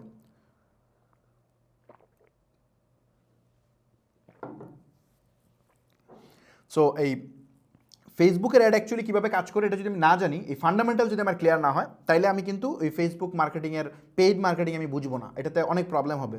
আপনারা ম্যাক্সিমাম মানুষ আছে এই জিনিসটা সাফার করতেছেন যে আপনারা অ্যাড দিচ্ছেন, সেল হয় না। আগে প্রচুর সেল হতো, এখন সেল হয় না। অ্যাড দিচ্ছেন প্রচুর মেসেজ আসে, বাট সেল হয় না। এটা কেন হয় না, এটার ইনার পয়েন্ট আমি এখন শেয়ার করতেছি, খুবই ইম্পর্টেন্ট।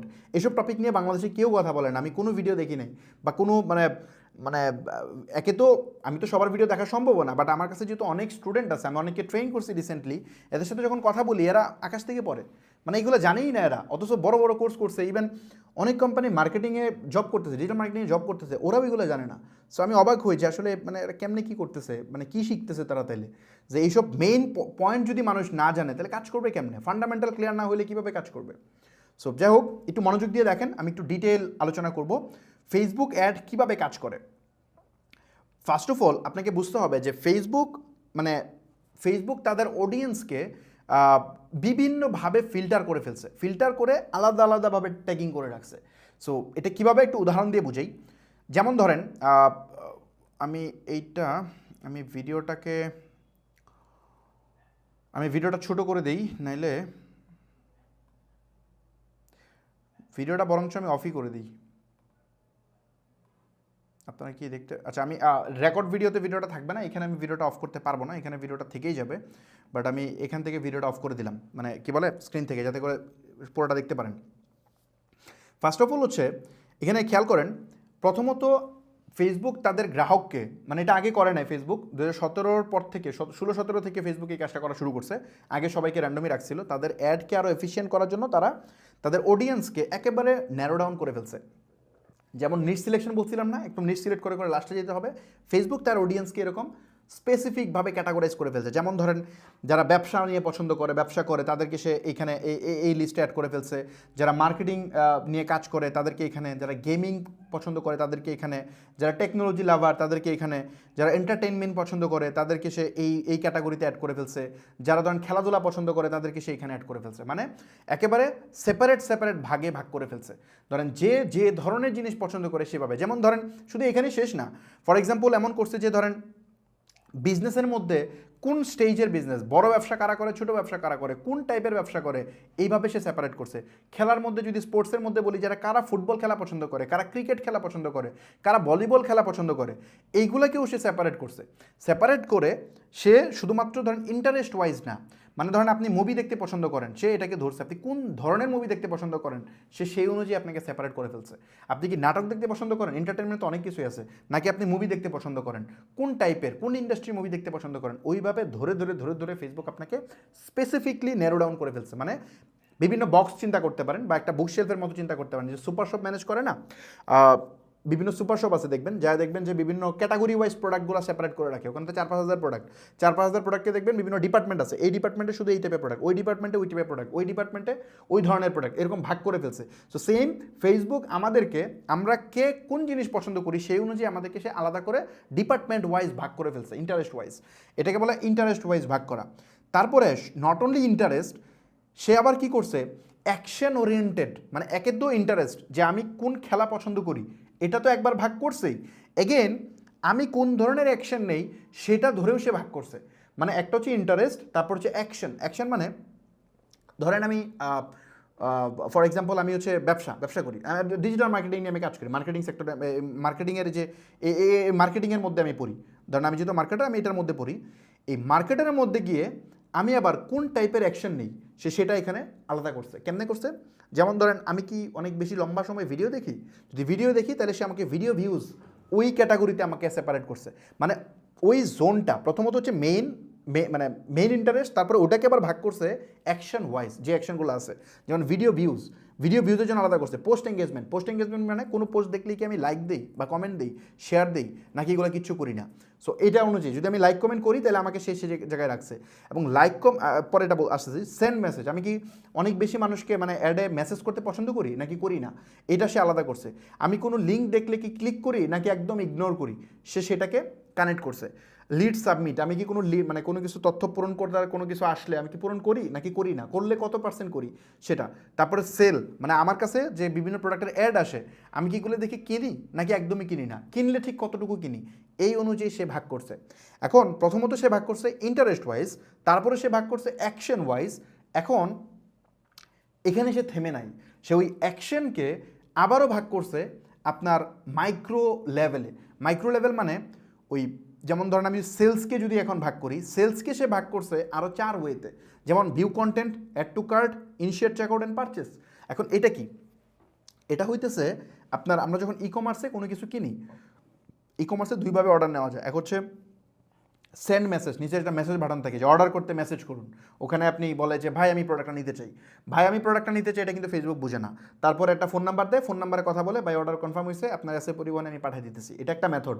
বাট আরেকটা মেথড হচ্ছে ফেসবুক যেটা বুঝতে পারে, তার সিস্টেম যেটা বুঝতে পারে সেটা হচ্ছে আপনি শপ নাও বাটনে ক্লিক করবেন, ক্লিক করে তার ওয়েবসাইটে যাবে।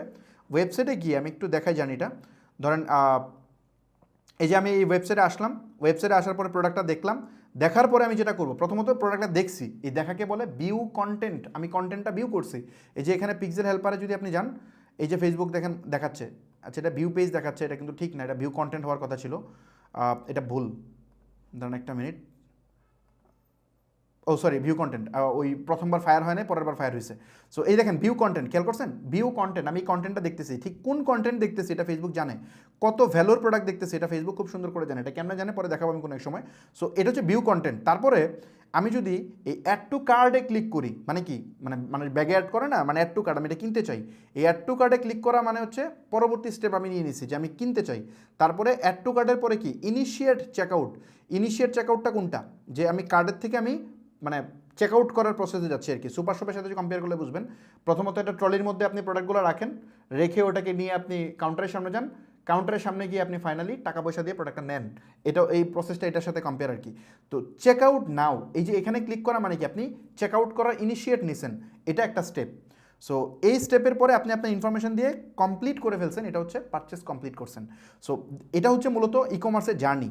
সো এখানে আমরা দেখতেছি ভিউ কন্টেন্ট, যখন প্রোডাক্ট দেখে, তারপর অ্যাড টু কার্ট, মানে আমার প্রোডাক্টটা ভালো লাগছে, আমি এটা কিনতে চাই, নিতে চাই, এটা আমার ব্যাগে বললাম, এটা হচ্ছে অ্যাড টু কার্ট।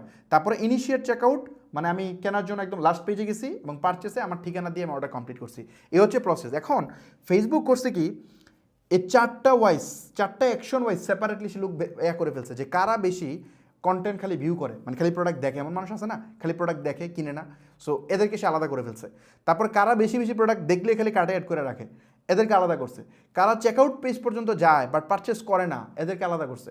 এবং কারা ফাইনালি পারচেস করে, এটাকে ফেসবুক আলাদা করছে, একদম চারটাকে সেপারেট করে ফেলছে, সেপারেট করে সে রাখছে। এখন আপনি যদি ফেসবুকে বলেন যে ফেসবুক আমার এই প্রোডাক্ট, আমি চাই এই প্রোডাক্টটা যেন বেশি বেশি অ্যাড টু কার্ট হয়, তাহলে ফেসবুক ওদের কাছে আপনার অ্যাড প্লেস করবে যেখানে খালি দেখবেন কার্টে অ্যাড হইতেছে বাট সেল হইতেছে না, সেল হইলেও খুব কম, হয়তো ন্যাচারালি 20টা অ্যাড টু কার্ট হইলে, মানে 4টা অ্যাড টু কার্ট হইলে একটা সেল হওয়ার কথা, মানে 4 জন কার্টে নেওয়ার পরে একটা সেল কমপ্লিট হওয়ার কথা, এখানে দেখবেন 20 জন কার্টে অ্যাড করতেছে, সেল হবে 2টা, মানে রেশিও অনেক ড্রপ, হিউজ ড্রপ। সো এটা ফেসবুক ওদের কাছে অ্যাড প্লেস করবে যারা বেশি বেশি কার্টে অ্যাড করে ওদের কাছে। আচ্ছা, তারপরে যদি আসেন যে পারচেস মানে যারা একদম পারচেস কমপ্লিট করে, অর্ডার কনফার্ম করে, ওদেরকে ফেসবুক আলাদা করে রাখছে। সো আপনি চাইলে যদি পারচেসের অ্যাড দেন তাহলে ওদের কাছে অ্যাড প্লেস করবে। বিষয়গুলো খুবই, মানে আমি জানি যে এটা আনবিলিভেবল মনে হচ্ছে যে এইগুলোকে আসলেই কি পসিবল, এটা আমি নেক্সট ক্লাসে, আজকে সময় কোলাবে না, আমার প্ল্যান ছিল আজকেই করে দেখানোর। এই যে পুরা যে লাস্টে আমি থিওরিটা বলতেছি, এই পুরা থিওরিটা আপনাদেরকে আমি করে দেখাবো। আমি নিজে অ্যাড রান করবো প্রত্যেকটা অ্যাকশন ওয়াইজ। ফেসবুকে আমরা কমান্ড দিব, ফেসবুক তুমি আমাকে শুধু ভিউ কন্টেন্ট দাও, দেখবেন ফেসবুক আমাদেরকে শুধু ভিউ কন্টেন্টই দিবে, একই অডিয়েন্স, একই প্রোডাক্ট, এভরিথিং সেম, ফেসবুক তাই করবে। আমি যদি ফেসবুকে বলি ফেসবুক তুমি খালি আমার লিঙ্ক দাও, ফেসবুক লিঙ্ক লিখে দিবে। সো মানে সব কিছু সেম, বাট এইরকম ঘটবে। এটা এটা শুনতে অবাক লাগলেও বাট এটা সত্য, এটাই সত্য। ফেসবুক আমার আপনার সম্পর্কে এত বেশি জানে যেটা আপনিও জানেন না হয়তো আপনার সম্পর্কে। So by the way, so এইভাবে ফেসবুক সেপারেটলি ভাগ করে রাখছে। এখন এই পারচেসরে যে ভাগ করছে এটাই শেষ না, সে আরও করছে। আরও কী করছে, আপনি কত ফ্রিকোয়েন্টলি কিনেন সেটাকে সে ভাগ করছে। সাপোজ আপনি 50টা প্রোডাক্ট দেখে কয়টা প্রোডাক্ট অর্ডার করেন, এটার উপর রেশিও করছে যে আপনি বেশি, আপনি কি হাই ইনটেন্ট না লো ইনটেন্ট, সে সেইভাবে ভাগ করে নিছে। ধরেন থাকে না কিছু মানুষ যারা সারাদিনই শপিং করে, খালি শপিং, মানে এমনও মানুষ আছে যে 1 বছরে 1 জুতা দিয়ে কাটায় দেয়, আবার এমনও মানুষ আছে সে হচ্ছে আপনার ওই ঘর থেকে বের হইলে গিয়ে মনে করেন 1 জোড়া জুতা কিনে নিয়ে আসে পরে, এমনও থাকে না। যেমন অনলাইনে অনেক মানুষ কিনে না, আবার দেখবেন যে কিনে ভরে ফেলে। সো মানে ফ্রিকুয়েন্টলি কেনার অপশন থাকে, একজন আছে অনেক বেশি পছন্দ হলে কিনে, আরেকজন আছে না ও ন্যাচারালি প্রতি মাসে 8, 10টা 20টা করে কিনতেছে। সো এমন মানুষও থাকে। সো এই অনুযায়ী সে হচ্ছে এই মানে এটা ডিপেন্ড করে আর কি, যে কারা বেশি কিনে। যারা বেশি কিনে ডেফিনেটলি, ধরেন একজন মানুষ মাসে প্রায় 30টা আইটেম কিনে অনলাইন অ্যাভারেজে, সো তার সামনে অ্যাড প্লেস করা মানে কি সেল হয়ে যাওয়া। কারণ যেহেতু সে 30টা কিনে, তার মানে আপনারটা দেখলেই কিনে ফেলার চান্স আছে, সে অনেক hot client, so hot audience. তো ওর প্রোডাক্ট যদি ভালো হয় ও কিনে ফেলবে, ওর যদি প্রবলেম সলভ হয় আর প্রোডাক্ট যদি ভালো হয় ও কিনে ফেলবে, সোজা কিনে ফেলবে, কারণ ও হাই ইন্টেন্ট অডিয়েন্স। সো এটাকে সে ভাগ করছে। যেমন আমি যদি একটু দেখাই, যেমন হাই ইন্টেন্ট অডিয়েন্স আর হচ্ছে লো ইন্টেন্ট অডিয়েন্স। এখন এই জিনিসটাকে আমি একটু এক্সপ্লেন করে একটা উদাহরণ দিয়ে বুঝাই, তাহলে আপনারা আরও সুন্দরভাবে ব্যাপারটা ক্যাচ করতে পারবেন। এটা মানে এখানে জাস্ট হাই ইন্টেন্ট আর লো ইন্টেন্ট এভাবে সে ভাগ করে রাখে। আপনার অ্যাড যখন প্রপারলি অপটিমাইজ হয় তখন হয়তো হাই ইন্টেন্ট অডিয়েন্সের কাছে অ্যাড প্লেস হয়। আপনার পিক্সেল যদি এনাফ ডেটা থাকে, আপনার যদি অ্যাড প্রপার অপটিমাইজ হয় তখন ভালো করে। একই জিনিস দেখবেন সেম টার্গেটিং আপনি ভালো করতেছেন, আপনার কম্পিউটার ভালো করে না। বেসিক্যালি অ্যাড অপটিমাইজেশনের উপর ডিপেন্ড করে। আপনার অ্যাড হাই ইন্টেন্ট অডিয়েন্সের কাছে যাচ্ছে, ওটা লো ইন্টেন্ট অডিয়েন্সের কাছে যাচ্ছে। এখন এটা কেমনে সলভ করবেন এটা আমি পরবর্তী ক্লাসগুলোতে দেখাবো, নো প্রবলেম। সো এটার আমি একটু এক্সপ্লেনেশন দিই, এটা ব্যাখ্যা দিই, তাহলে বুঝতে সুবিধা হবে। সো ফেসবুক যেটা করে অ্যাকশন ওয়াইজ, ধরেন আপনি পারচেসের কথা চিন্তা করলেন, পারচেস নিয়ে কথা বলতেছি, ওই পারচেসকে ফেসবুক আবার এভাবে গ্রেডিং করে। যেমন A grade, B grade, C grade, D grade, তারপর হচ্ছে ই গ্রেড, এফ গ্রেড, এটা আরও লটস অফ অনেক হইতে পারে, আমি জাস্ট উদাহরণ দেওয়ার জন্য বোঝাচ্ছি।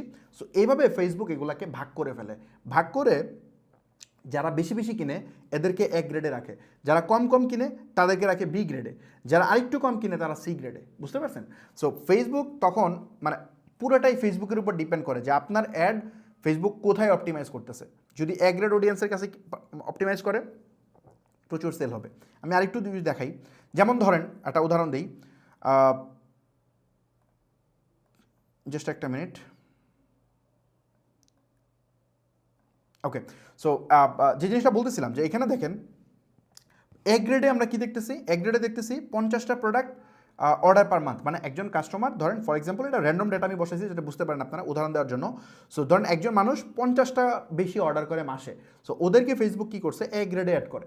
সো তারপর ধরেন 25টা পার মান্থ অর্ডার করে, এদেরকে বি গ্রেডে অ্যাড করছে। যারা 10টা অর্ডার করে তাদেরকে হচ্ছে সি গ্রেডে, যারা 3টা অর্ডার করে প্রতি মাসে তাদেরকে ডি গ্রেড, যারা ধরেন মাসে একটা অর্ডার করে তাদেরকে তো ই গ্রেড, যারা লাস্ট 3-4 মাসে হয়তো একটা অর্ডার করছে তাদেরকে হয়তো এফ গ্রেডে সে নিয়ে রাখছে। এখন ব্যাপারটা হইতেছে ধরেন বাংলাদেশে আপনি সেল করতে চান কি হতে পারে, cosmetic item for example, cosmetic দিয়ে উদাহরণ দিই, এটা বুঝবেন, অথবা আমি ক্লদিং দিয়ে উদাহরণ দিই। ধরেন আপনি মেয়েদের 3 পিস সেল করেন ফর এক্সাম্পল।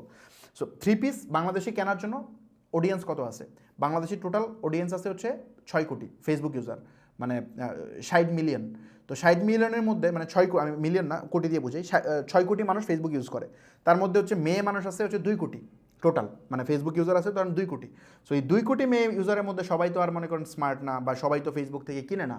সো এইরকম মানুষের সংখ্যা আছে আপনি ধরেন হয়তো 10 লাখ, মানে 10 লাখ মানুষ আছে যারা অনলাইন থেকে কিনে, যারা ইউনিভার্সিটি স্টুডেন্ট বা ওরাই তো বেশি কিনে, তাই না, টেকনোলজির দিকে বেশি তারা কানেক্টেড।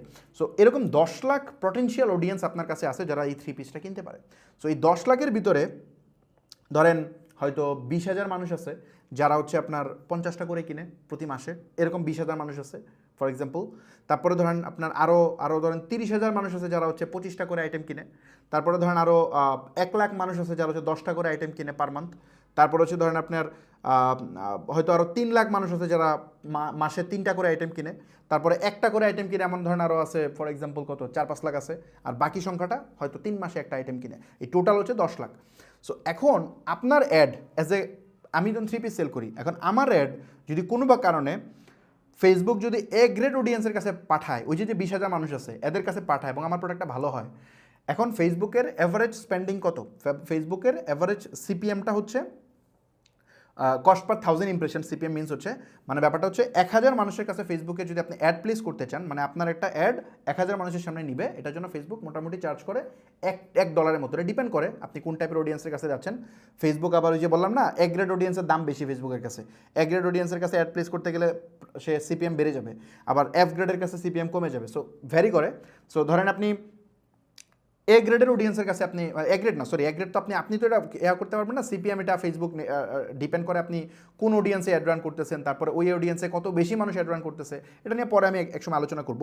সো ধরেন আপনার সিপিএম $1, মানে 100 টাকা যদি আপনি অ্যাড দেন তাহলে 1000 মানুষের সামনে আপনার একটা প্লেস হবে, খুব সিম্পল।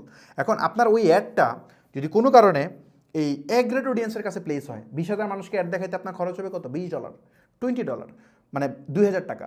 2,000 টাকা আপনি অর্ডার পাবেন কত যদি প্রোডাক্ট ভালো হয়? আপনি তো 2,000 টাকা অর্ডার পেয়ে যাবেন 20,000 মানুষের মধ্যে, যেহেতু তারা রেগুলার কিনে একদম ক্রেজি বায়ার, তাহলে তো আপনি এখান থেকে অর্ডার পেয়ে যাওয়ার কথা 500 বা 1,000, 500 বা 1,000 আইটেম পেয়ে যাওয়ার কথা, তাই না? যদি আপনি 1,000 আইটেম পেয়ে যান তাহলে কয় টাকা করে আপনার সেল হলো এক একটা? 2 টাকা করে, মানে 2,000 টাকা খরচ করে 1,000 অর্ডার পেয়েছেন, বুঝতে পারছেন? সো 2,000 টাকা খরচ করে 2,000 টাকার অ্যাড দিয়ে 1,000 অর্ডার পেয়েছেন। এখন এগুলোর দাম যদি 1,000 টাকা করে হয়, এক একটা প্রোডাক্টের দাম যদি 1,000 টাকা করে হয়, তাইলে আপনার এক একটা সেল করতে খরচ হয়েছে কত? 2 টাকা করে খরচ হয়েছে, তাই না? এরকমই তো নাকি? মেবি 2 টাকা করে খরচ হয়েছে, বা আপনি 2,000 মানে 2,000 টাকার অ্যাড দিয়ে আপনি 1,000 অর্ডার সেল করেন, হ্যাঁ 2 টাকা করে খরচ হয়। সো 2 টাকা করে আপনার খরচ হয়েছে পার অর্ডার। এখন ফেসবুক এটা কখনোই চাবে, বা আপনি এটা বাদ দেন, ইগনোর করেন না, আপনি মনে করেন যে 2 টাকা না, আপনি মনে করেন যে 2,000 টাকার অ্যাড দিয়ে আপনি 200 সেল করছেন, আপনার 10 টাকা করে প্রতিটা সেল হয়েছে। তো 10 টাকা 1,000 টাকার একটা প্রোডাক্ট সেল করে ফেলছেন 10 টাকা অ্যাড কস্ট দিয়ে, এটা ফেসবুক জীবনে চাবে? কখনোই চাবে না তো। ফেসবুকের রেশিও কি, মানে আপনি 1,000 টাকার আইটেম সেল করতে গেলে অ্যাটলিস্ট আপনাকে 200 টাকার অ্যাড দিতে হবে। এটা হচ্ছে ফেসবুকের, এটা কমানো যায় বাড়ানো যায়, এটা অ্যাভারেজ হচ্ছে এটা।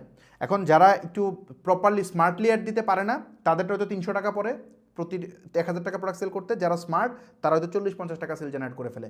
এটার অ্যাভারেজ হচ্ছে 200 টাকা। সো আপনি যদি স্মার্ট স্ট্র্যাটেজিগুলো অ্যাপ্লাই করেন তাহলে আপনি বেনিফিটটা নিতে পারবেন, কারণ ফেসবুক অ্যাভারেজলি ঠিক ওটাই নেবে, ওই 200 টাকাই নেবে। কিন্তু হয়তো আপনার কম্পিটিটরদের থেকে, মানে কম্পিটিটরের খরচ বেশি হবে, আপনি ওটা অ্যাডভান্টেজ নিয়ে নেবেন, আপনি হয়তো কিছু স্ট্র্যাটেজি অ্যাপ্লাই করে কমায় ফেলবেন। সো এগুলো আমরা সামনের ক্লাসগুলোতে দেখাবো কীভাবে আপনার অ্যাড কস্ট আপনি কমাবেন। সো বিষয়টা হইতেছে ফেসবুক এটা কখনোই চাবে না।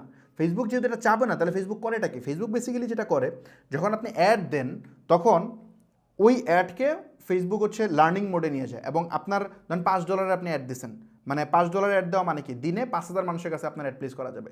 তখন ফেসবুক যেটা করে একটা মানে অডিয়েন্সের একটা মানে মিশ্রণ করে, যেমন ধরেন আপনি যে অডিয়েন্সকে টার্গেট করছেন ওই অডিয়েন্সের সংখ্যা আছে 10 লাখ, এখন 10 লাখ মানুষের সামনে তো ফেসবুক অ্যাড প্লেস করবে না, কারণ আপনি বাজেট দিচ্ছেন মাত্র $5, মানে 5,000 মানুষের সামনে নিতে পারবেন, আর 9,95,000 মানুষ তো আনটাচ থাকবে।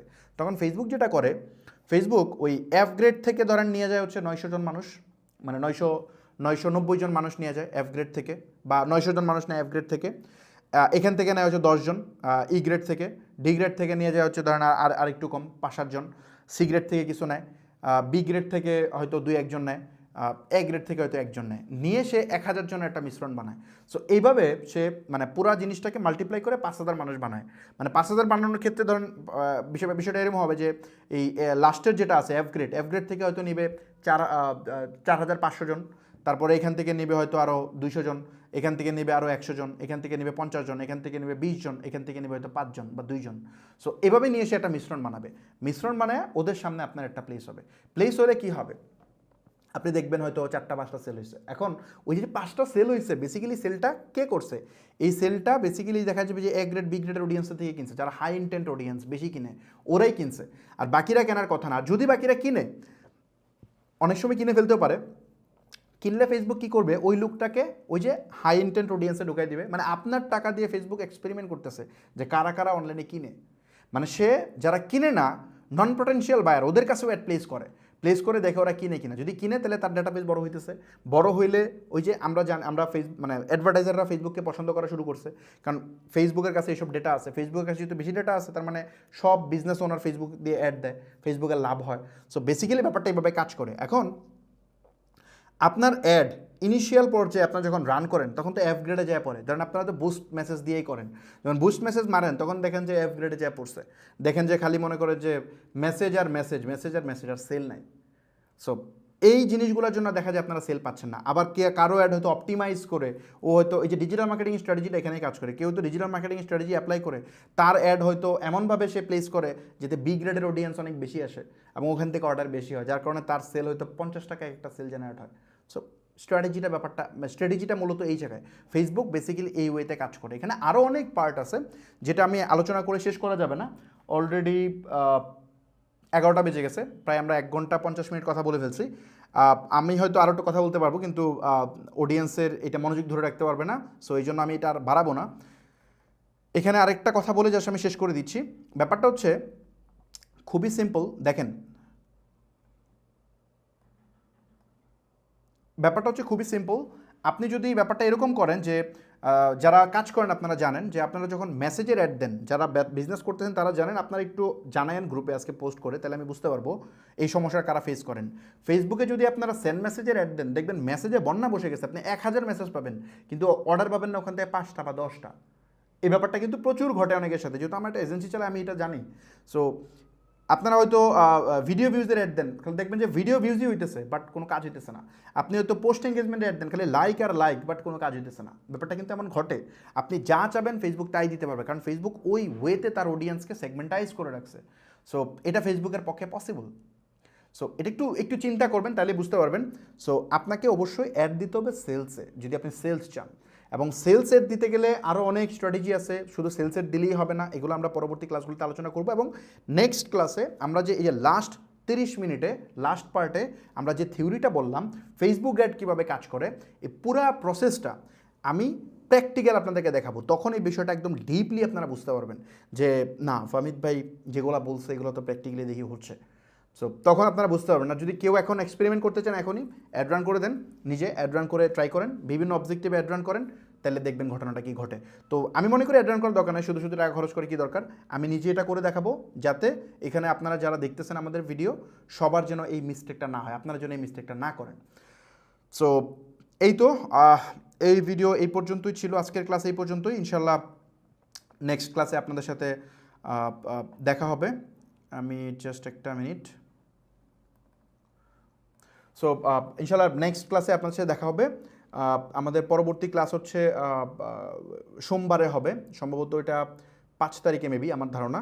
সো আপনারা চলে আসবেন। আমরা এখন মেসেজ থ্রো করতেছি না, সো এত মানুষকে মেসেজ পাঠানো যায় না। সো আপনারা নিজেরা চলে আসেন। আর এই ভিডিওটা অবশ্যই আপনারা একটু কাইন্ডলি ইউটিউব থেকে দেখে নিন, তাতে করে অনেকের সুবিধা হবে। আর গিভওয়ে শেষ, বাট নলেজ শেয়ার করতে তো সমস্যা নেই। ভিডিওগুলো শেয়ার করেন, লাইভগুলো শেয়ার করলে মানুষেরা দেখতে পারবে। এই তো ইনশাল্লাহ দেখা হচ্ছে সোমবার রাত 9টায়। আল্লাহ হাফেজ। নেক্সট ক্লাসটা আরও ইন্টারেস্টিং হতে যাচ্ছে। আমরা হয়তো আরও প্র্যাকটিক্যাল টপিক দেখাবো। এখনও তো আমরা থিওরিতে আছি, এখন আমরা আস্তে আস্তে প্র্যাকটিক্যালে যাওয়া শুরু করবো। সো প্র্যাকটিক্যাল দেখলে আরও এনজয় করবেন। সো এই তো, আল্লাহ হাফেজ।